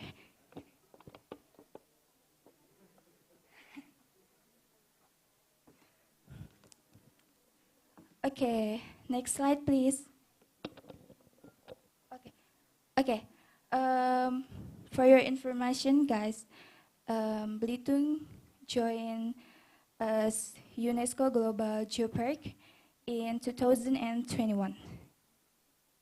And next slide. Okay, this is a symbol of Belitung Geopark. Actually, Belitung Geopark is from two regency. It's a Belitung and East Belitung. Okay, maybe please start the video.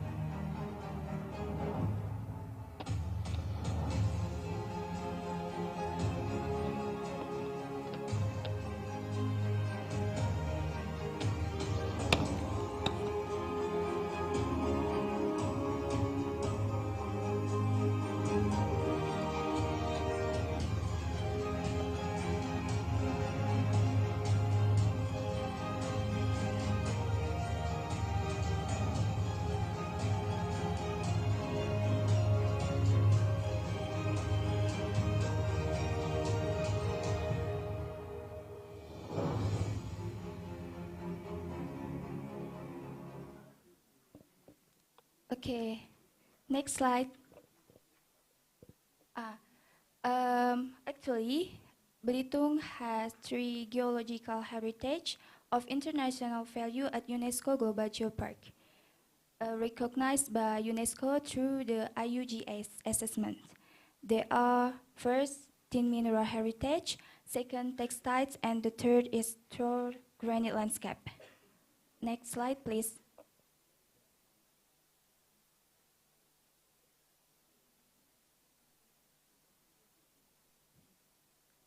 Okay, this is about the Permian carbon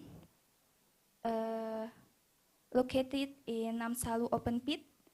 It presents the oldest rock outcrops that dominate Belitung Island, as well as geological structure.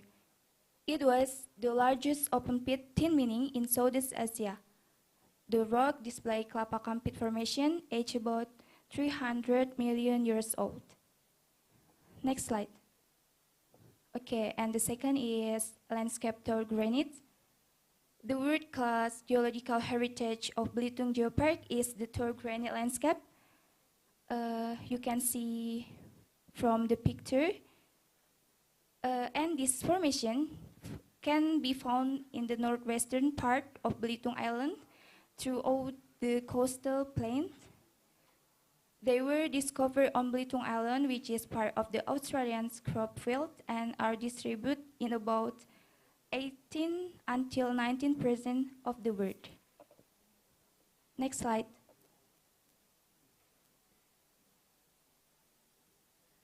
Okay, this is a bilitonite tektite, or in local people called satam. Actually, satam is a tektite were formed by the process of a meteorite impacting with the ground. And it happened approximately 280,000 years ago in the Bay of Tonkin. And satam actually used for the jewelry to make it more beautiful. Next slide.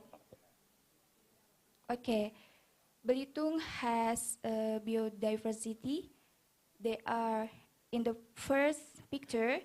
This is a kantong semar in Indonesian name, or in local name called ketakong. Yeah, and the second picture is a Tarsius bancanus saltator, or in a local name is pelilean. Actually, this is a primata, the smallest primata in the world, and the size is just like your thumb. It's only your thumb, the size. And the next picture is Arwana, and the next local name of the fish is cempedi. Yeah, it's nice to be a food and taste it. The taste is very nice. Next slide. Okay, this is a cultural diversity in Belitung Geopark. In the first picture, we have the name tradition Buangjong, for thanks to God about her for the fisherman. And the under picture, the name tradisi of makan bedulang. Makan bedulang is eat together with 4 people and makes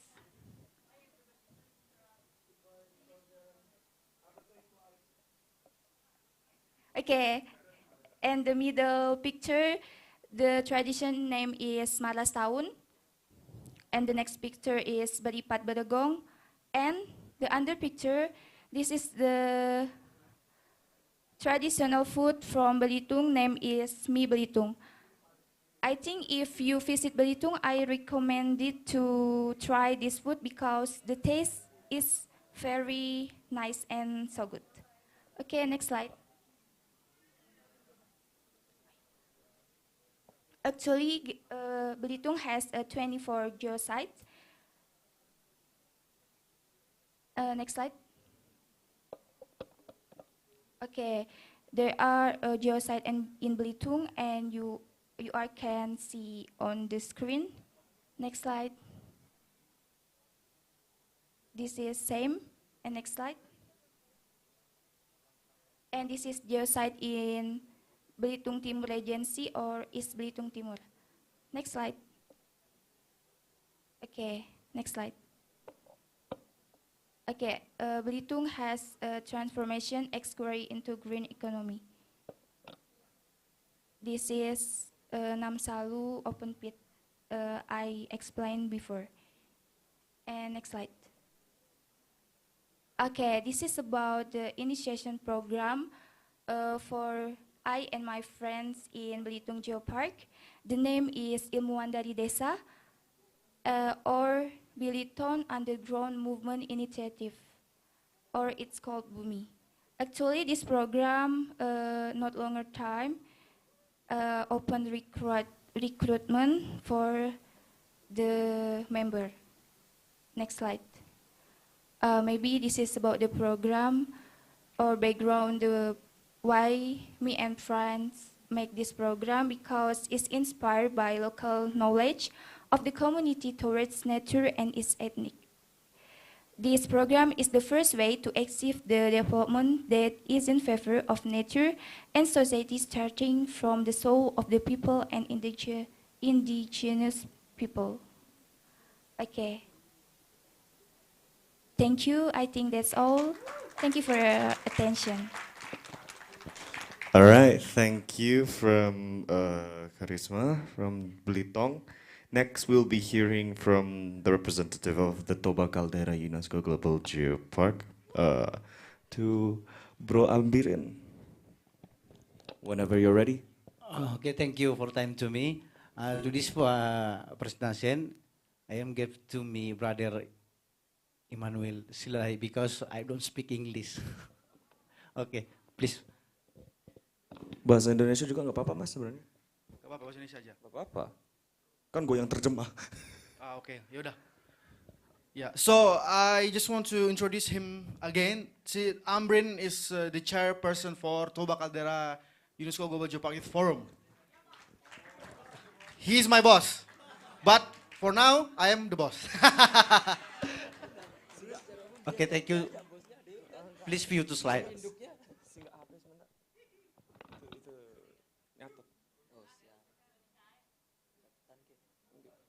Oke, mungkin dalam bahasa Inggris saja biar saya menyampaikan dalam bahasa Indonesianya saja.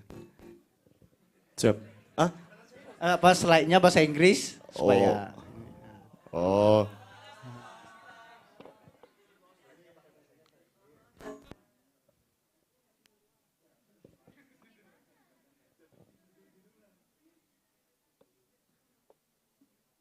Apa maksudnya operator slide yang ditampilkan itu dalam bahasa Inggris? Kan ada 2 tadi saya kirim.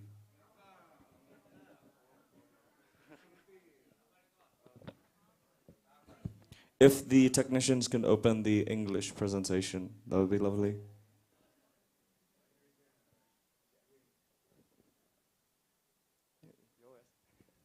Before the technician show the presentation, I just want to congratulate again Mr. Amrin because he was born in the Toba Caldera. You know, this Toba Caldera is one of the largest caldera in the world. It was due to 74,000 super volcanic eruption that create this huge caldera. So I am working with Mr. Amrin actually since last year, so it's just a new youth forum. And he will try to explain, although there is a limitation in language, but that's fine. I mean, it's better for him to explain in language because he's the one who have the responsibility and the activities, right? So, technician, have you got the presentation or not?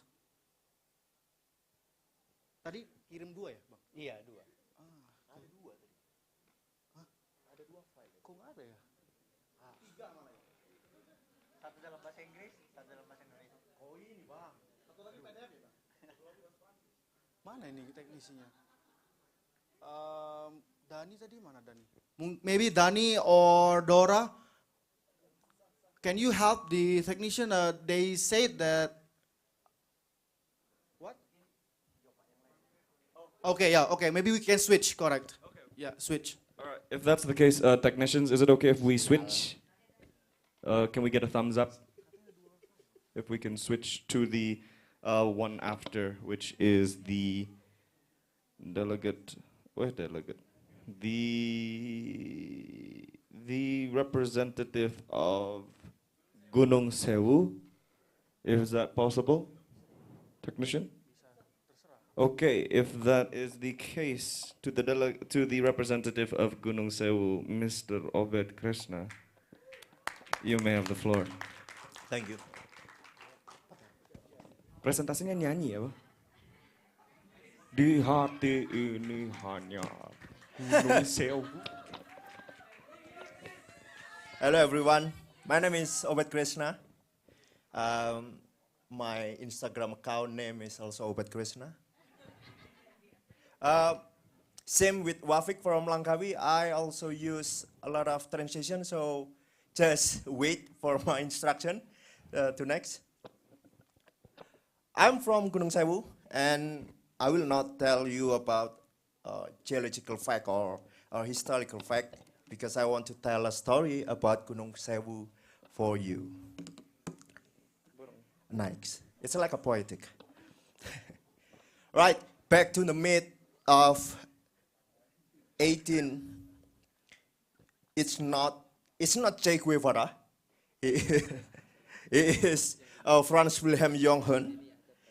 He was actually a doctor and botanist from German, but he came to Indonesia and he loved to exploring many places, especially in southern Java Island.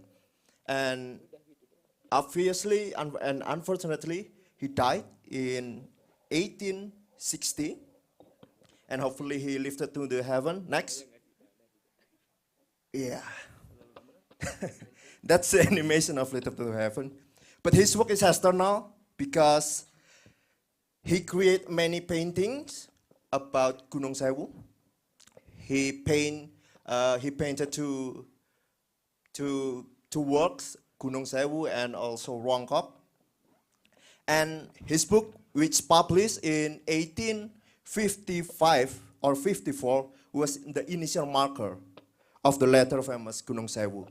So Gunung Sewu, the area of Gunung Sewu is not new to the world. It's so long ago Junghun published and to the world. And next, and about 150 years later after the Junghun's work, the journey of Gunung Sewu area recognized by the Global Geopark, UNESCO Global Geopark in 2015. The journey started in 2013. We are recognized as the National Geopark, and then 2015 we are recognized by the UNESCO Global Geopark, and 2019 we got the first revalidation from the UNESCO, and next year we will have the second revalidation from the UNESCO. I hope we still get the title of the UNESCO Global Geopark after next year. Amen. And yeah, this is the delineation of Gunung Sewu based on the administrative location in Java Island. Gunung Sewu, this area of Gunung Sewu is lying on three regencies, Gunung Kidul, Wonogiri, and Pacitan, and also in three provinces, Daerah Istimewa Yogyakarta, Jawa Tengah, and Jawa Timur. And don't imagine how the complex of bureaucracy is when involved more than 2 institutions in this Gunung Sewu. And this is the delineation based on the cars image. Yeah, and the theme of Gunung Sewu is, maybe you can back to the first or back to the next to previous slide. Next again. Yeah, our theme is phenomenal tropical conic cars, hills, and landscape. I have to tell you that Gunung Sewu in English, it means 1,000 hills or 1,000 mountain. Why? Because we have more than 40,000 hills in our area. And that's our phenomenal tropical conic cars, hills, landscape. Next. Next. Right, there are two phenomena on karst landscape in Gunung Sewu. There are two types. The first is exokarst, and second is endokarst. And this is the example of the exocars, this is Gunung Ngelanggeran, or in English is Ngelanggeran Ancient Volcanoes, but now is inactive. And we can climb to this, or we can hiking to this mountain maybe on 30 minutes or in 1 hour, just to see the sunrise. Next. And we also have a lot of beaches in the southern island, in the southern area of Gunung Sewu. Next. And this is the endocars. Yep. The first picture on the right side is Gua Jomblang. Gua Jomblang is a vertical cave. Oh yeah, sorry, I have to tell you that there are 2 types also in the endocars. The first is horizontal cave, and the second is vertical cave. And the famous one is the vertical cave.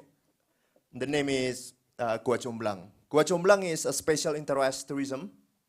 First, because you should have rappelling skill, or you have to going down to the cave by the rope, and you should have that special skills to that. And second, to enter the Gua Jomblang, you should have a lot of money. It's really expensive to go there, but no, don't worry, because we have a lot of cave with the same beautiful scenery like Gua Jomblang.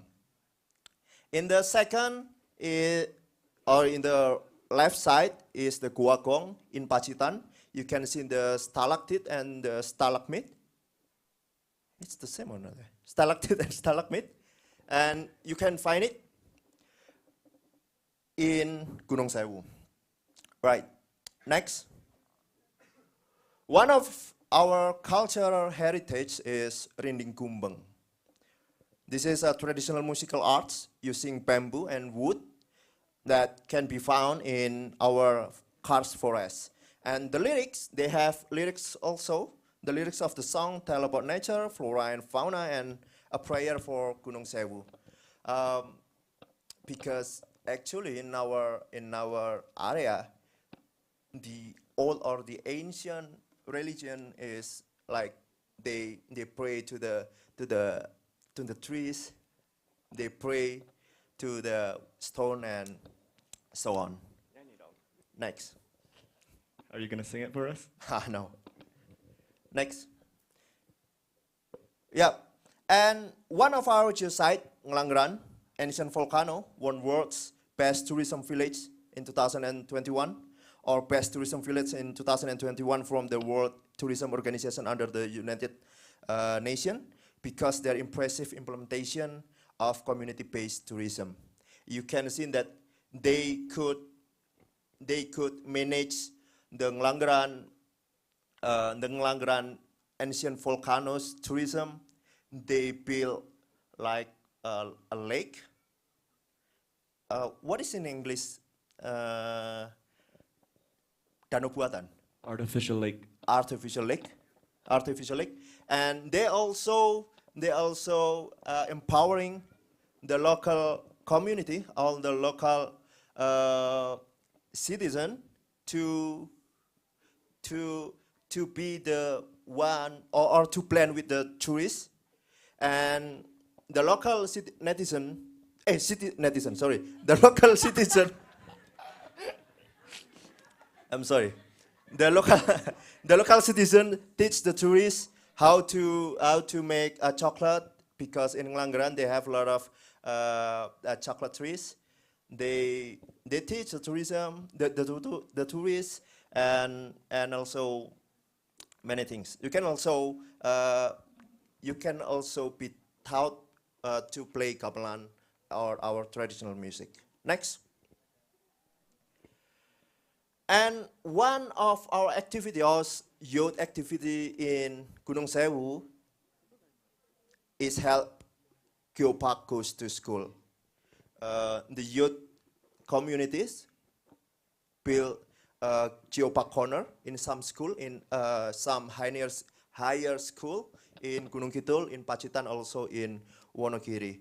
We hope that the student in school can see, can learn, or can read the literature about Geopark, and it's the first step to love the Geopark. You have 1 minute, Mas Obed. Yep. Next. And number 2 activities of youth is enjoying our nature. This is my photo and my friend from Gunung Sewu. We held cave tubing in Kali Suci. This is the horizontal cave. With the long is maybe 150 meters. You will enter 2 horizontal cave and 2 vertical cave in one moment. And that's the photo. And last, come to Gunung Kidul Sewu. Some of the international delegates using quotes for the closing. So I have to. Ariana Grande once said, "Thank you." Next, Batur. Thank you, Mas Obed. Thank you, Mas Obed, for the incredible presentation. Next, we'll be hearing from, shall we go back to Toba? To the representative of Toba Caldera, Bro Amrin. Whenever you're ready, the floor is yours. Okay. Yo wes.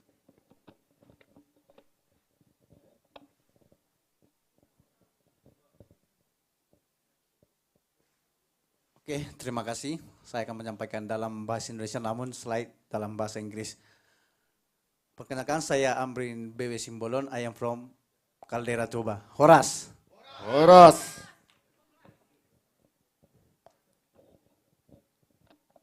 Sorry. Take your time. Sorry.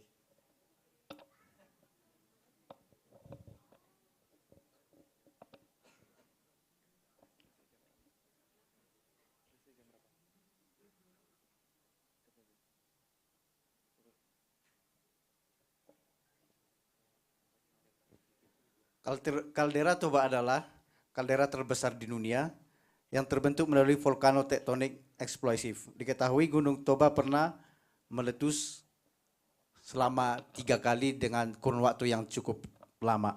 Letusan pertama yaitu terjadi pada 1, juta tahun yang lalu. Dilanjut dengan letusan kedua 840.000 tahun yang lalu. Dan letusan ketiga 501.000 tahun yang lalu. Oh maaf, dan ada letusan keempat yaitu 74.000 tahun yang lalu.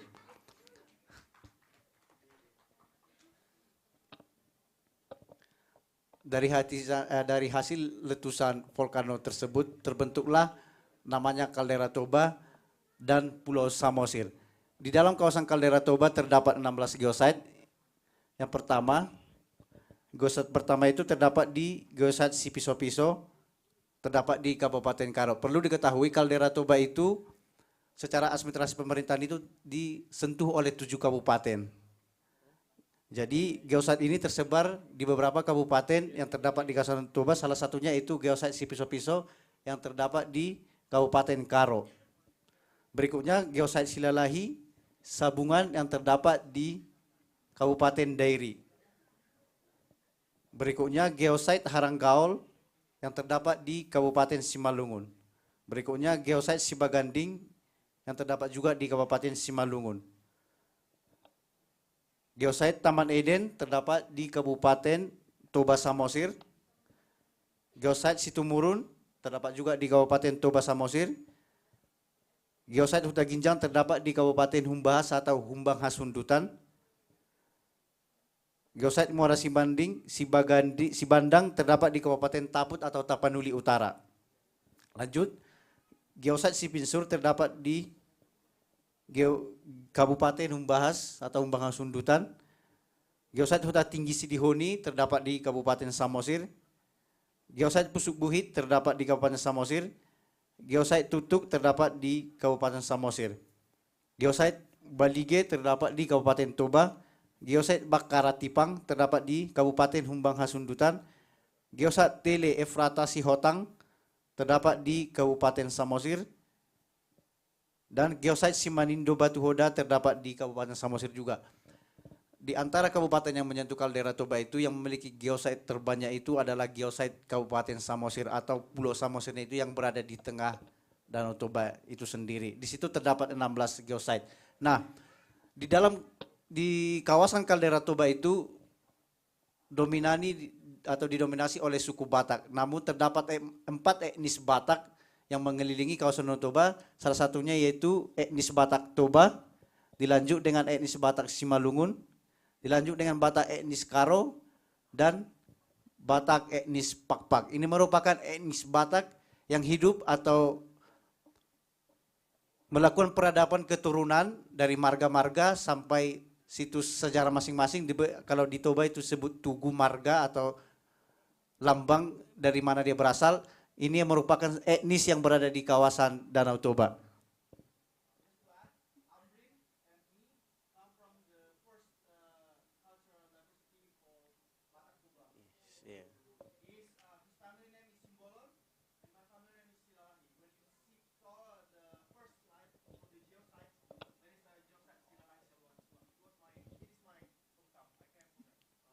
It's impressive.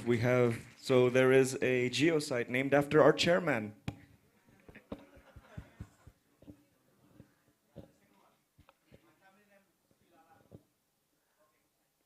Di dalam 4 etnis suku tersebut juga memiliki bentuk atau kebiasaan budaya yang berbeda, namun ada kesamaan.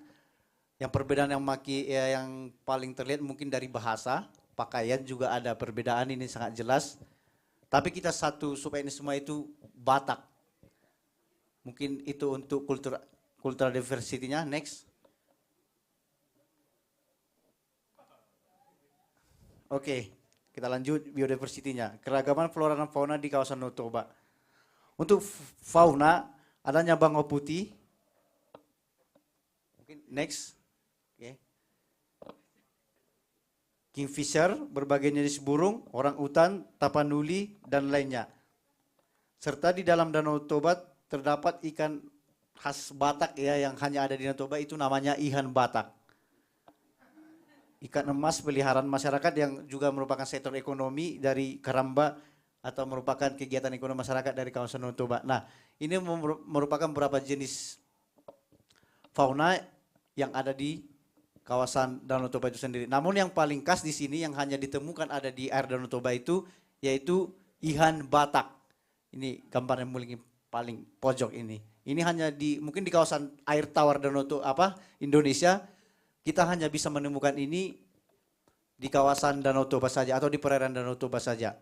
Selain bentuknya hanya terdapat di kawasan Danau Toba, ihan Batak juga merupakan ikan yang sangat erat dengan kegiatan spiritual orang Toba khususnya. Oke, next.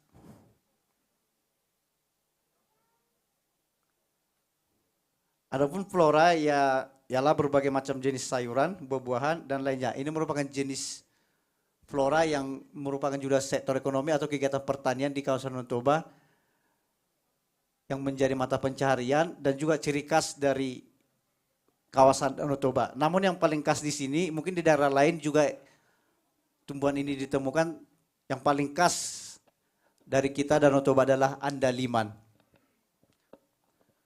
Namun ada yang kurang di sini yang harusnya dicantumkan juga, mungkin salah mengetik, yaitu kemenyan. Kalau kita sebut itu kan hanya kita dapatkan di kawasan Tapanuli saja atau di kawasan Danau Toba saja.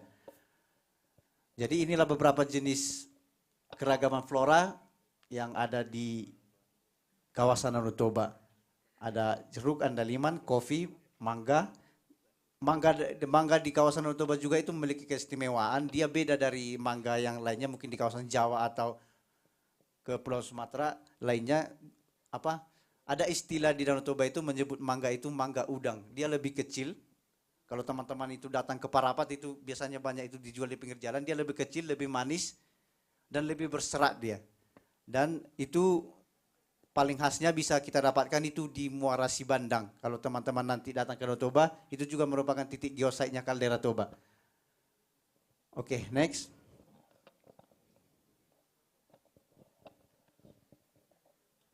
Oke, setelah terbentuknya Tobayot ini beberapa tahun yang lalu yang dimulai dari Bang Deo, kegiatan-kegiatan aktivitas kepemudaan itu mulai kita hidupkan. Itu mulai kita melakukan mengambil dari 3 konsep pilar Geopark, yaitu yang pertama kita paling aktif itu yang namanya konservasi. Jadi di beberapa bulan yang lalu kita bersama elemen-elemen pemuda sekawasan Danau Toba itu melakukan konservasi hutan di kawasan Danau Toba. Yaitu melakukan penanaman pohon, namun fenomena alam terjadi di sana yaitu kebakaran yang kemarin juga hampir sudah dinaikkan statusnya menjadi bencana nasional karena ratusan ribu hektar kawasan Danau Toba, bahkan Bandara Silangit itu sudah hampir tidak bisa difungsikan dan sudah hampir berefek ke negara tetangga Malaysia khususnya saking besarnya kebakaran di kawasan Danau Toba. Dan apa yang dilakukan teman-teman kemarin dalam melakukan Go Green itu semua hangus. Namun sekarang pemerintah sudah membenahi dan melakukan tindakan-tindakan jelas terhadap hal itu. Kegiatan seni, teman-teman di kawasan Danau Toba juga itu aktif dalam menjaga atau melestarikan kebudayaan itu dalam bentuk sanggar tari, dalam melestarikan musik, tarian, dan budaya yang terkait di kawasan Danau Toba.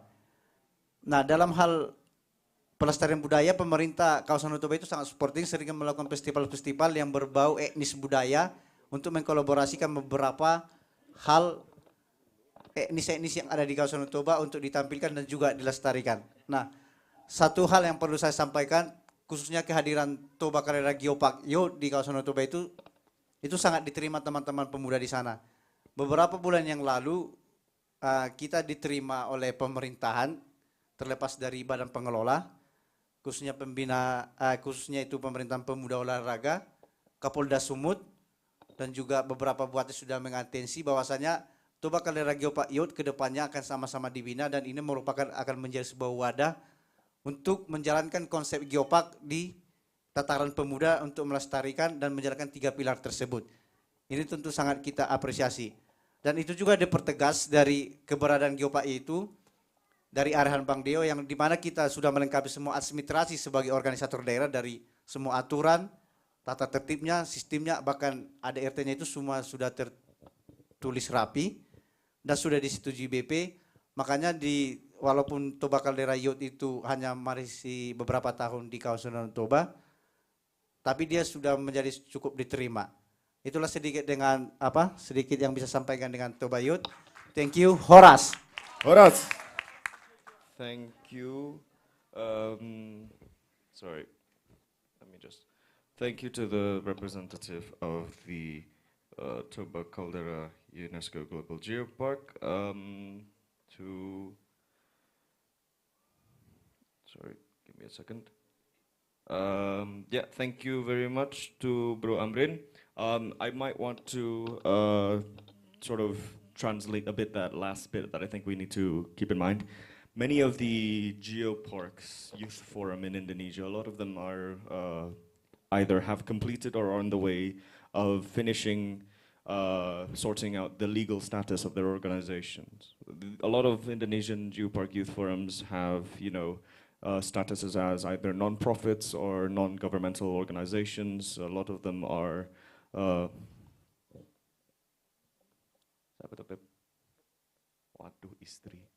lot of them have, legal statuses ascribed to them. So that's something that maybe the international delegates might want to take into consideration if you guys are on the way to form your own youth forums in your home country, how the regulations of your own country regarding organizations, non-governmental organizations, and charity organizations will function and how those requirements have to be met. Thank you, Bro Amrin. Next, we will hear from Batur, Bronanda. Bronanda, whenever you're ready, you may have the floor.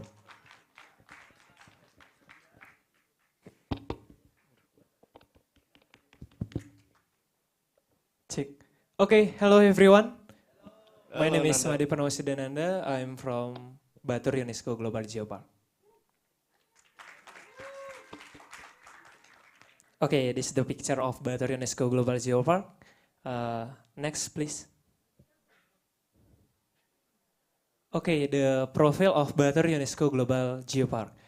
In surface area in kilometers, Batur UNESCO Global Geopark have 366.4 kilometers. Population is 94,815 people, and year of accept as UNESCO Global Geopark year membership is 2012, and Batur UNESCO Global Geopark in membership in the Global Geopark Network is 2012.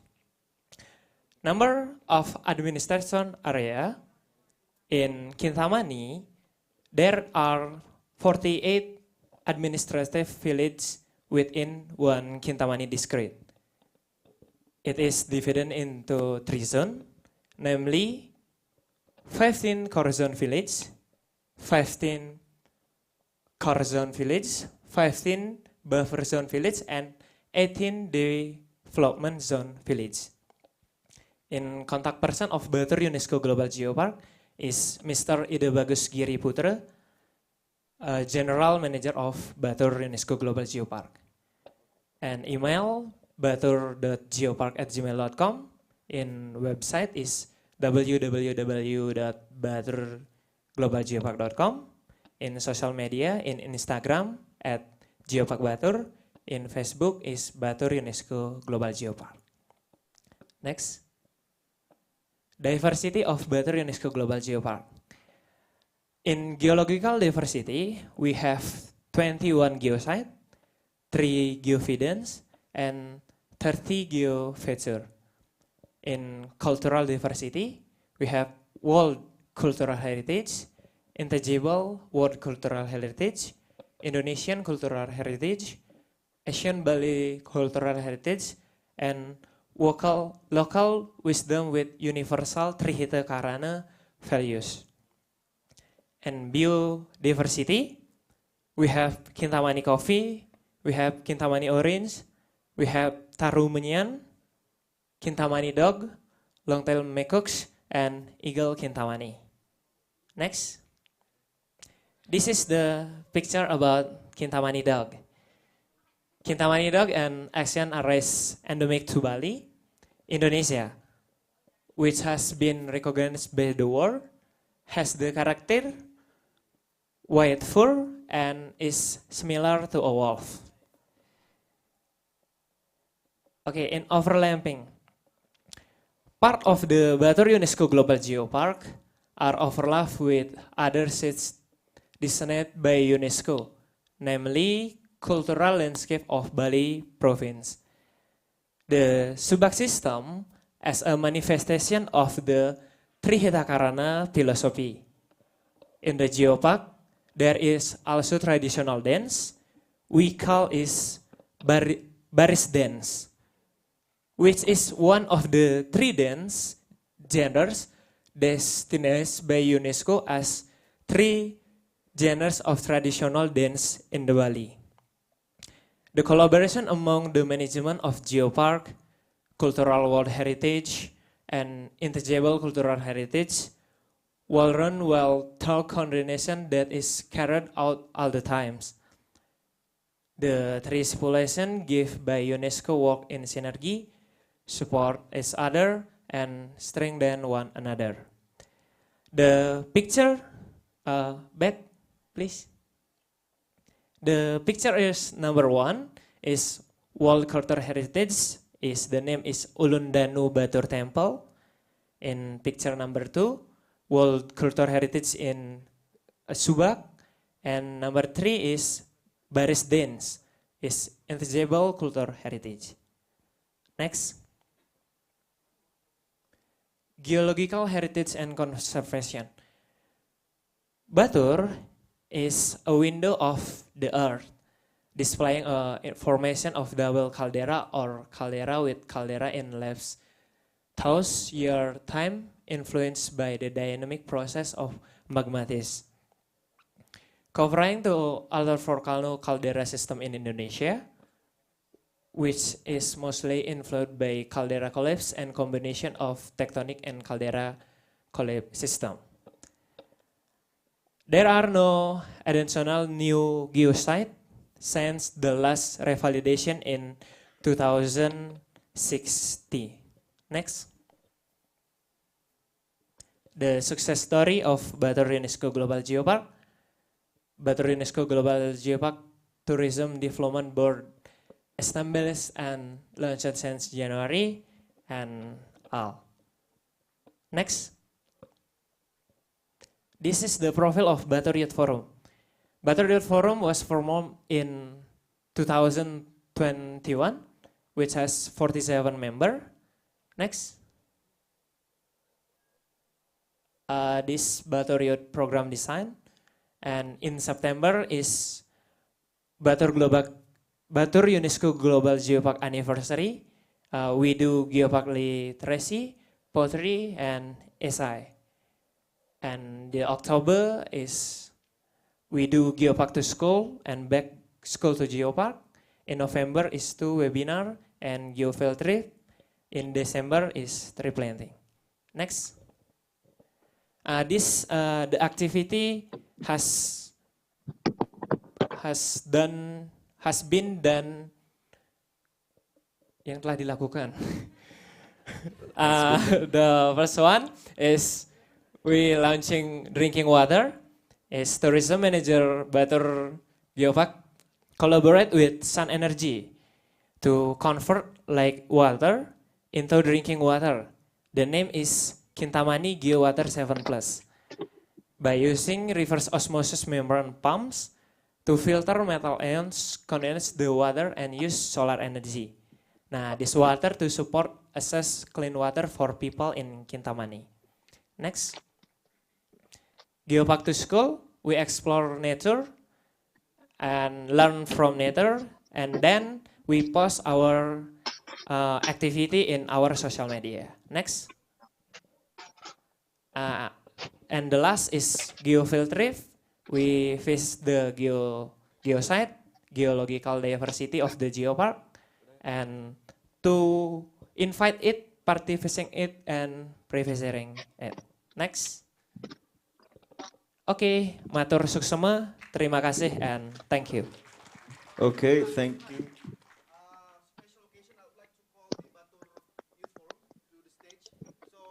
Lewat atas Bu, nanti ke sini.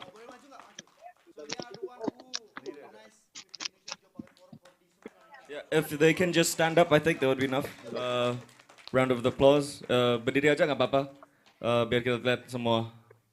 So all of the members, I think most of them are working downstairs. Most of them are working.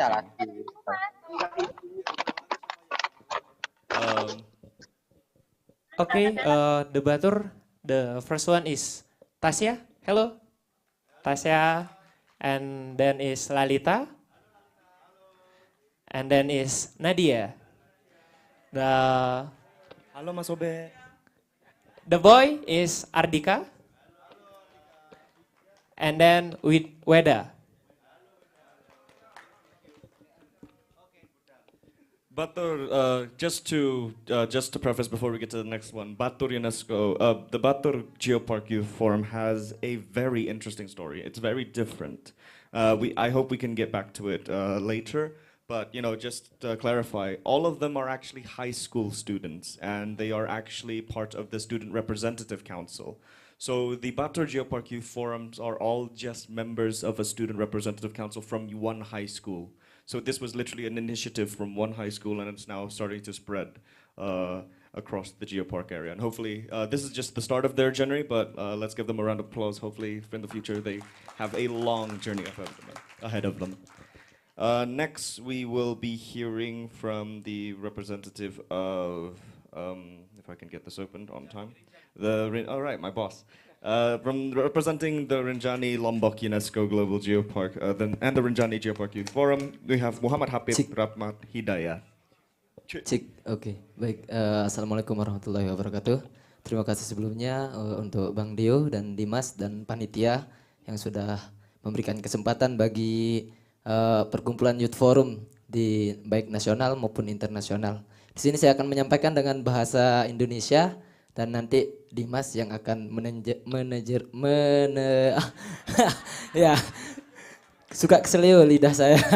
Baik, langsung aja untuk Rinjani Geopark Youth Forum sendiri. Jadi tadi teman-teman membahas tentang pertama-tama membahas tentang Geoparknya dulu, baru ke Youth Forumnya. Nah, kalau saya mungkin langsung ke Youth Forumnya langsung. Di sini kami Geopark Youth Forum terbentuk dulu sejarahnya lah kita bilang ya, terbentuk pada 2021. Pertama kali dibentuk pada 2021. Nah, next. Nah, ini sedikit profil tentang RGYF, Rinjani Geopark Youth Forum. Jadi Rinjani Geopark Youth Forum ini pada dasarnya dulu dibentuk oleh Badan Pengelola untuk karena merasa cemas nih, karena banyak pemuda di Lombok khususnya yang belum tahu apa sih itu geopark. Nah, jadinya BP berinisiatif untuk ya udah kita bentuk aja Geopark Youth Forumnya biar pemuda-pemuda di sini tahu apa itu geopark. Nah, sampai sekarang bahkan masih banyak teman-teman pemuda yang seusia saya bahkan belum tahu tentang geopark. Maka di sanalah peran kami, peran Youth Forumnya untuk memperkenalkan apa itu geopark ke teman-teman seusia kami. Karena kalau teman-teman dari BP yang udah tua mungkin beda caranya, jadi kadang susah diterima gitu. Jadi makanya itulah peran kami. Ini sedikit profilnya. Next. Next. Yap. Jadi langsung aja kegiatan kita selama terbentuk itu ada educamp. Educamp ini adalah proses rekrutmen anggota baru. Kemudian yang kedua itu ada RGF Goes to Campus. Jadi teman-teman tadi ke sekolah kan, kita ke kampus untuk memperkenalkan apa itu geopark. Kita kerjasama sama mahasiswa-mahasiswa di kampus-kampus yang ada di Mataram. Kita bentuk suatu program kerja bersama, kita lakukan bersama gitu. Untuk tahun ini kebetulan saya sudah berencana untuk bekerja sama Universitas Islam Negeri Mataram. Kita akan mengadakan seminar tentang peran pemuda, pentingnya peran pemuda terhadap geopark di masa depan. Yang ketiga itu ada Geomarine Camp dan konservasi terumbu karang. Itu kemarin sudah kita laksanakan. Mungkin bisa ditampilkan video yang kegiatannya. Ya, ini video pas EduCamp.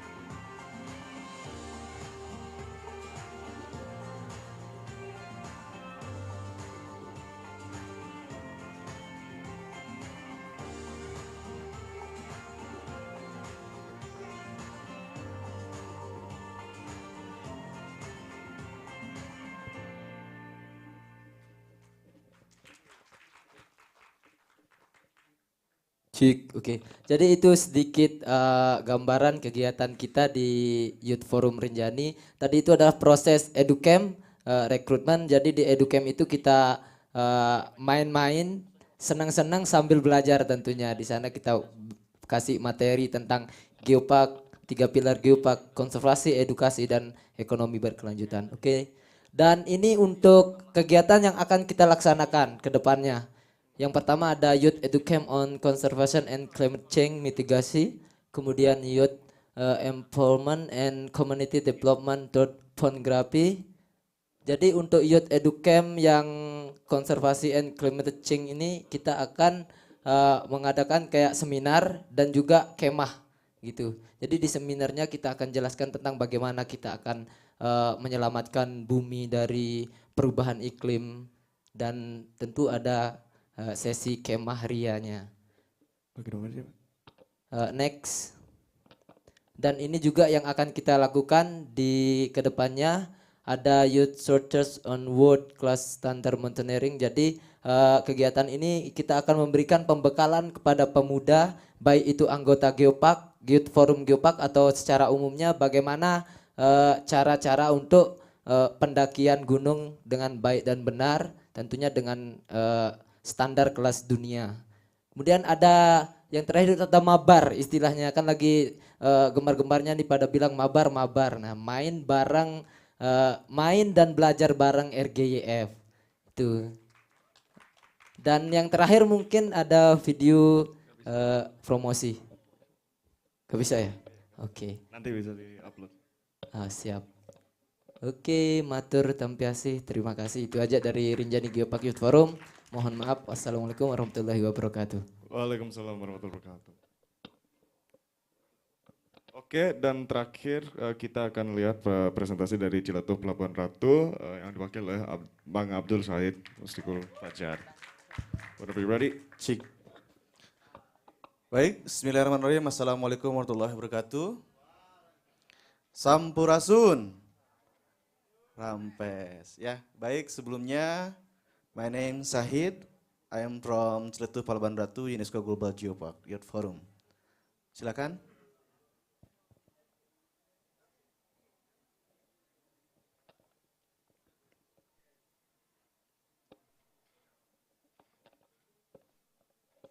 If the technician team could get the presentation. Okay. Oke, Ciletuh Pelabuhan Ratu UNESCO Global Geopark Youth Forum. Next. Oke. Slide pertama itu tentang pengembangan Geopark Ciletuh Pelabuhan Ratu, di mana perlu diketahui oleh kawan-kawan semua, Ciletuh Pelabuhan Ratu ini diresmikan ataupun diakui oleh UNESCO pada tahun 2018. Di mana luas area dari Ciletuh Pelabuhan Ratu UNESCO Global Geopark yaitu sekitar 1.261 km persegi, di mana terbentang luas dari perbatasan Provinsi Banten sampai dengan ujung genteng. Maaf. Ciletuh Pelabuhan Ratu UNESCO Global Geopark terdiri dari 26 geosite yang terbentang di sepanjang pantai dan beberapa memang terletak di daratan, yaitu Plato Jampang. Next. Oke. Ini adalah peta kawasan Ciletuh Pelabuhan Ratu UNESCO Global Geopark, di mana terbentang 8 kecamatan, dari Kecamatan Cisolok sampai dengan Kecamatan Surade. Next. Oke, selanjutnya kalau tadi kawan-kawan menjelaskan tentang geopark masing-masing, dan sekarang tadi melengkapi dari kawan saya, Kang Apip dari Rinjani, yaitu tentang GYF ataupun Geopark Youth Forumnya yang ada di Ciletuh Pelabuhan Ratu UGGP. Di mana awal mula pendirian Ciletuh Pelabuhan Ratu UNESCO Global Geopark Youth Forum ini atas dasar konsolidasi yang dilaksanakan oleh Badan Pengelola Geopark, di mana ini adalah bagian dari rangkaian rekomendasi dari UNESCO tentang peran pentingnya pemuda aktif dalam pengembangan geopark. Di mana Ciletuh Palabuhan Ratu UNESCO Global Geopark Youth Forum ini diharapkan mampu ke depannya untuk menjadi regenerasi dalam pengembangan geopark yang berkelanjutan. Yang artinya GYF ini akan diregenerasikan ataupun diganti akan beralih ataupun jadi regenerasi dari Badan Pengelola Geopark. Seperti itu. Dan kami berdiri pada tanggal 24 Mei 2021 dan disahkan oleh Badan Pengelola Geopark di mana dengan regis number 35 keputusan 2 BP tahun 2021. Next. Ya, ini adalah contoh struktur organisasi ataupun struktur forum yang dilaksanakan ataupun dianut oleh CPUGGB, yaitu pembina, yaitu Bupati Kabupaten Sukabumi dan Wakil Bupati Kabupaten Sukabumi. Yang kedua adalah penasehat CPUGGB, YF, yaitu Badan Pengelola. Ketiga itu Ketua Umum, Bendahara Umum, Sekretaris Umum, dan ada bidang-bidang yang melaksanakan praktik di lapangan yaitu bidang konservasi dan lingkungan hidup, bidang riset, edukasi dan kerjasama, bidang media dan publikasi, bidang seni dan budaya, bidang parekraf, dan bidang pemberdayaan manusia. Next. Oke, ini adalah rencana program kerja GYF Ciletuh Palabuhan Ratu, di mana kita ketahui bahwa dasar hukum pembentukan Youth Forum itu berdasarkan dengan Rencana Aksi Nasional nomor 15 tahun 2019. Itu menurut Perpres ataupun Peraturan Presiden. Peraturan Menteri. Di mana ada alur program yang dilaksanakan oleh Ciletuh Palabuhan Ratu, di mana peran GYF dalam geopark ini sudah jelas, yaitu turut dalam berbagai aktivitas konservasi, keragaman geologi, hayati, dan budaya. Yang kedua yaitu aktif dalam pengembangan pendidikan, penelitian, dan peningkatan kesadaran masyarakat terhadap bumi dan kebudayaan lokal. Di mana hal-hal tersebut menjadi peran kita, ya, peran pemuda dalam lingkungan geopark. Jadi sebagai masyarakat lokal atau pemuda asli daerah yang di kawasan perlu dan wajib ikut serta dalam pengembangan geopark itu sendiri. Di mana kami membuat program dengan slogan Green Web, gelombang hijau, di mana terdiri dari beberapa program turunan, yaitu adalah gandrung bersih, gandrung hijau, gandrung budaya, gandrung wisata, gandrung geologi, dan gandrung geoproduk. Selanjutnya ada incidental program, di mana kita memiliki 2 kegiatan di incidental program, yaitu Camp Pemuda ataupun EduCamp dan GYF Goes to School. Next. Oke, ini adalah beberapa aktivitas yang sudah kami lakukan di Ciletuh. Yang pertama, slide pertama ini itu aktivitas kita untuk mengunjungi para komunitas yang ada di kawasan geopark. Kita sadari bahwa geopark itu berdiri tidak hanya sendiri-sendiri. Ada faktor pentahelik, di mana di dalamnya ada unsur komunitas. Next. Ini adalah sama dengan kegiatan-kegiatan kawan-kawan yang tadi, baik di nasional ataupun internasional. Ada kegiatan edukasi ataupun Goes to School. Next. Nah, ini adalah kegiatan EduCamp seri 1 yang dilaksanakan oleh Ciletuh Palabuhan Ratu. Next. Nah, ini adalah kegiatan yang diamanai oleh IGYF, ya IGYF, oleh Bang Deo. Itu kegiatan World Environmental Day dan Ocean Day. Next. Tolong diputar.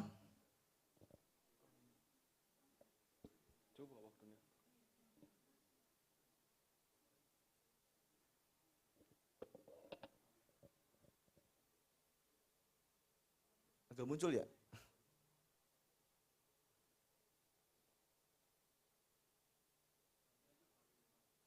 Ayo cepat.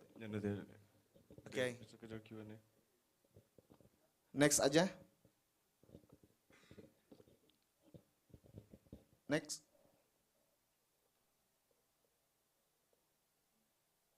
Next. Oke, ini adalah pesan buat kita semua. Mari menjadi pemuda yang mengambil andil dalam pengembangan Geopark secara berkelanjutan. Salam pemuda, salam Geopark. Terima kasih. Wassalamualaikum warahmatullahi wabarakatuh. Oke, terima kasih. Dimas, No. Terima kasih dari Ciletuh Pelabuhan Ratu. Thank you, Bro Said. Next, we will be hearing an online presentation. Actually, unfortunately, we do not have time for the discussion session with the national youth because we have a presentation here from Emily Silva, who is joining us live from Brazil, if I'm not mistaken. Emily, can you hear us? Hi everyone, can you Hello, see Emily. me? How are you? How are you doing? I'm doing well. So let's start the presentation. Yes, you have 5 minutes, Emily. Whenever Okay. you're ready, the floor is yours. Okay, thank you. Can you see my screen? Yes. Yes. Okay, perfect. So let's get started. Wow. Before talking about my geopark, hello everyone. I would like to make a quick introduction about me. My name is Emily. I am 21 years old.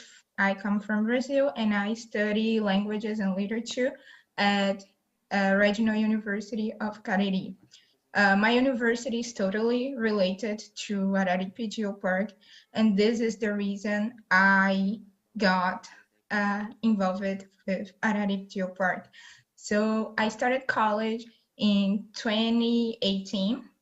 So I discovered my university gives the opportunity to young people, the students, to work in Geopark as internship, as an intern. So I worked in Araripe Geopark during the years 2018, 2019, and 2020 as an intern. Today I'm a volunteer in Geopark, so I worked in the communication department.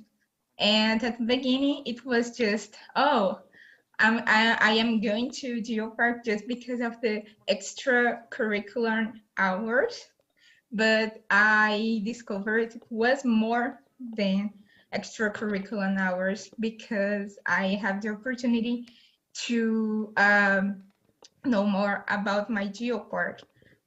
It's a little bit embarrassing, but before getting college and know about my Geopark, I barely knew things about my own territory. So it was an opportunity to learn more about it, not just for me, but the other interns too.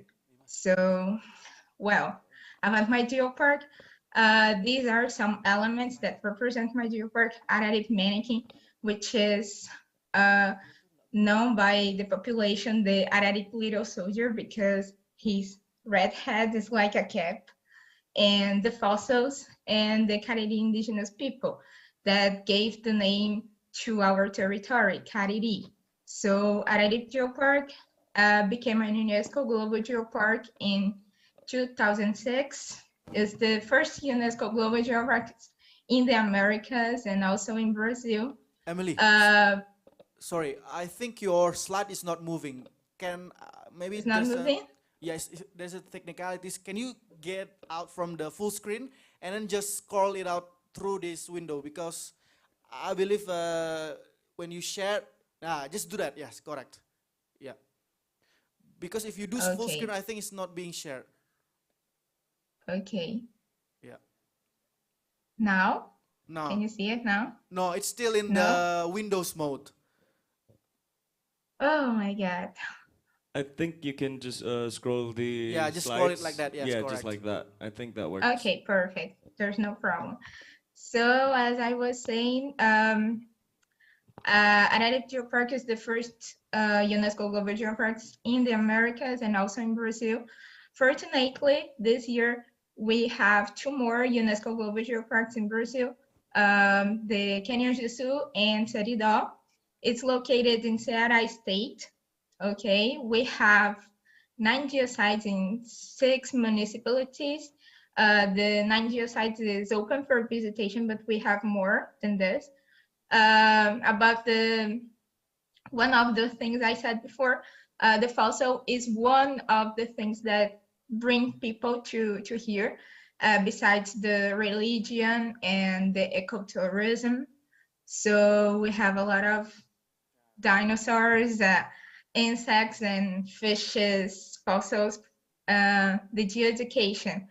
The geoeducation here, we have a lot of projects such as the workshop fossils. We have some replicas of fossils, and we show to, for example, the children who came here to know more about the geopark. And also we have an annual project called Gea Terra Mãe. The Gea Terra Mãe works with, especially with the basic education, elementary, secondary, and high schools. So we make some interventions in the geopark territories, and also the geo projects. We Geopark support the small business in the territory, handcrafts and handmade projects, and made by people from the territory. And that's it. Thank you. Okay. Thank you very much, Emily. Thank you very much, Emily. It was a wonderful presentation. And with that, this session has come to a close. Unfortunately, we cannot host another discussion session, but I would like to invite everyone to give a round of applause to Emily and everyone who's come before us to speak. We will be having a quick photo session, so I invite Chairman Silalahi to lead that. Okay, so before we go to lunch, can you please stand up, the delegates? We have photo, and then all of us will stand. I think it's just better to stay there, right? And then people will take the photos from here. Yeah. Wait, just a sec. This one first. Okay. Yeah.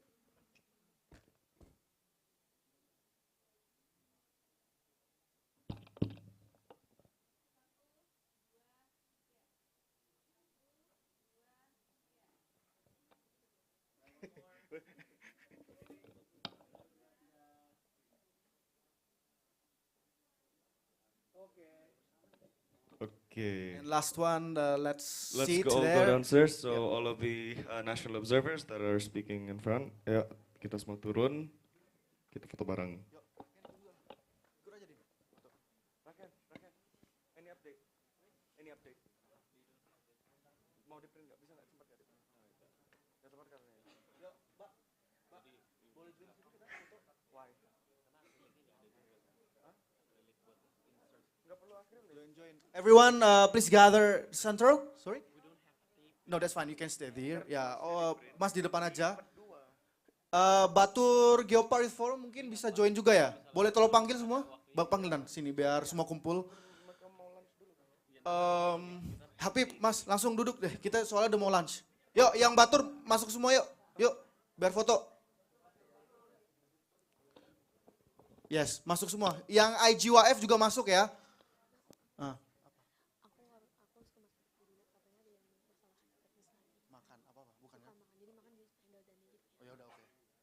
Oke, ayo cepat buru. Udah lapar nih orang ini semua. Yuk.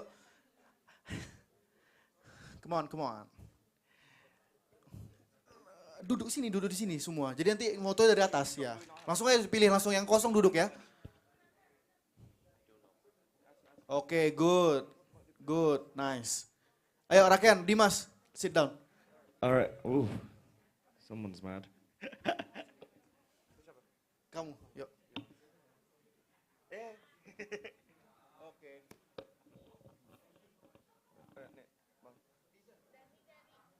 Oh, thank you. Alright, Dora, everyone, let's go in for pictures. Can you please count, Mbak? Tolong dihitung ya. Where did they go? Where is? Oh, okay. I mean, hopefully she gets back here before we finish taking pictures. Maybe wait a bit. No need ya, oke lah. Astaga. Oke, Mbak.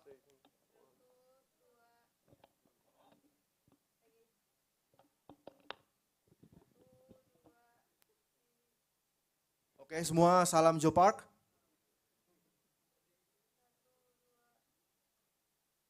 Last one maybe video. Do you have any idea? Ngomong apa? Freestyle. Okay, freestyle photo and then we take video. Freestyle, okay?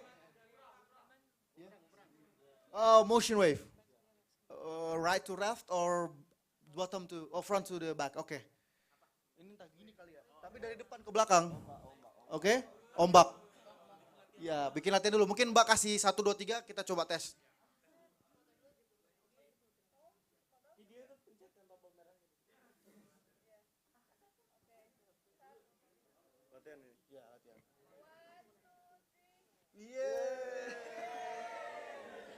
Bagus ya?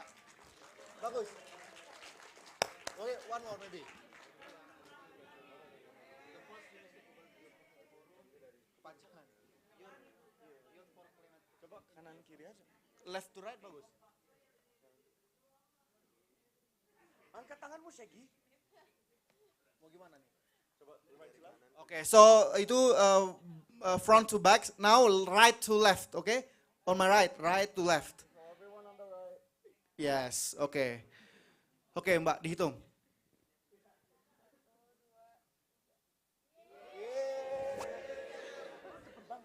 Ulang, ha?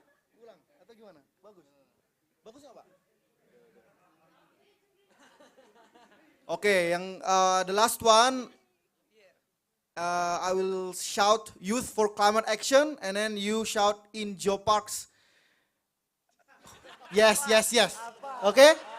Okay, I will shout Youth for Climate Action, and then you say in Geoparks, yes. Okay. Okay. Youth for Climate apa anjing? Youth for Climate Action. It's too late. In Geoparks, yes. Okay. Okay, Mbak.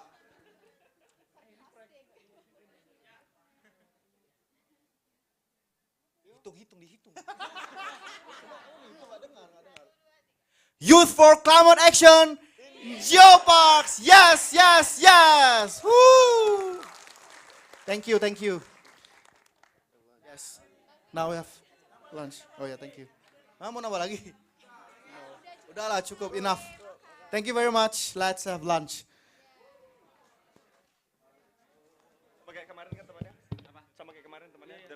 All right, lunch is same as yes. Herzlich willkommen im Natur- und Geopark Steirische Eisenwurzen. Es habt ihr heute die besondere Ehre, dass ihr da eine spezielle Raftingfahrt genießen dürft. Und zwar das sogenannte Geo-Rafting, weil es eben nicht nur die wunderbare, schöne Natur da in der Region gibt, sondern auch die spannende Geologie. Und das schauen wir uns heute an.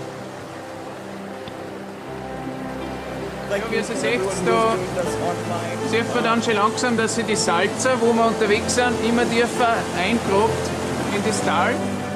So this brings us to the end of today's online session. For those of you who want to join us online, Jetzt in den ruhigen Abschnitt sieht man relativ gut, dass die Geologie eigentlich nur der Untergrund ist, aber dass drüber die Vegetation eigentlich die Schönheit da ausmacht. So for the international delegates, we will have the summit at 2. Okay, we will later discuss about where we are going to meet, but it will be on the same room like yesterday. And for the national observers, Also wir sind jetzt da in der langen Gasse angekommen. Beiderseits das Konglomerat Vierer schaut unter uns weit aufgeführt. Also wir sind schon relativ weit unterwegs, wo der Fluss sich sehr gut eingraben hat. Man muss sich das eben so vorstellen, dass da vorher tiefer Talkessel war und die Gletscher in der Eiszeit Material mit sich gebracht und das Tal wieder angefüllt. Und man sieht das noch schön gut, dass da eben, wo da oben die Straßen ist, im Salzertal, bis dahin hat der Gletscher das Material abgelagert und dann eben nach der Eiszeit hat es wieder einen Fluss geben, das ist eben die Salze, und seitdem gräbt sich die Salze stetig in dieses Konglomerat ein.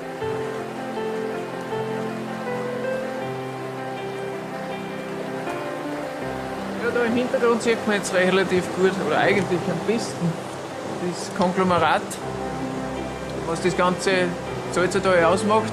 Also wir sind da im Kern der sogenannten Balfauer Konglomeratsschlucht, und man sieht da diese Ablagerungen, diese zusammengepressten Ablagerungen aus der Eiszeit. Das zieht sich da den ganzen Fluss jetzt da noch entlang und macht das wirklich einzigartig und einen wunderschönen Schluchtcharakter.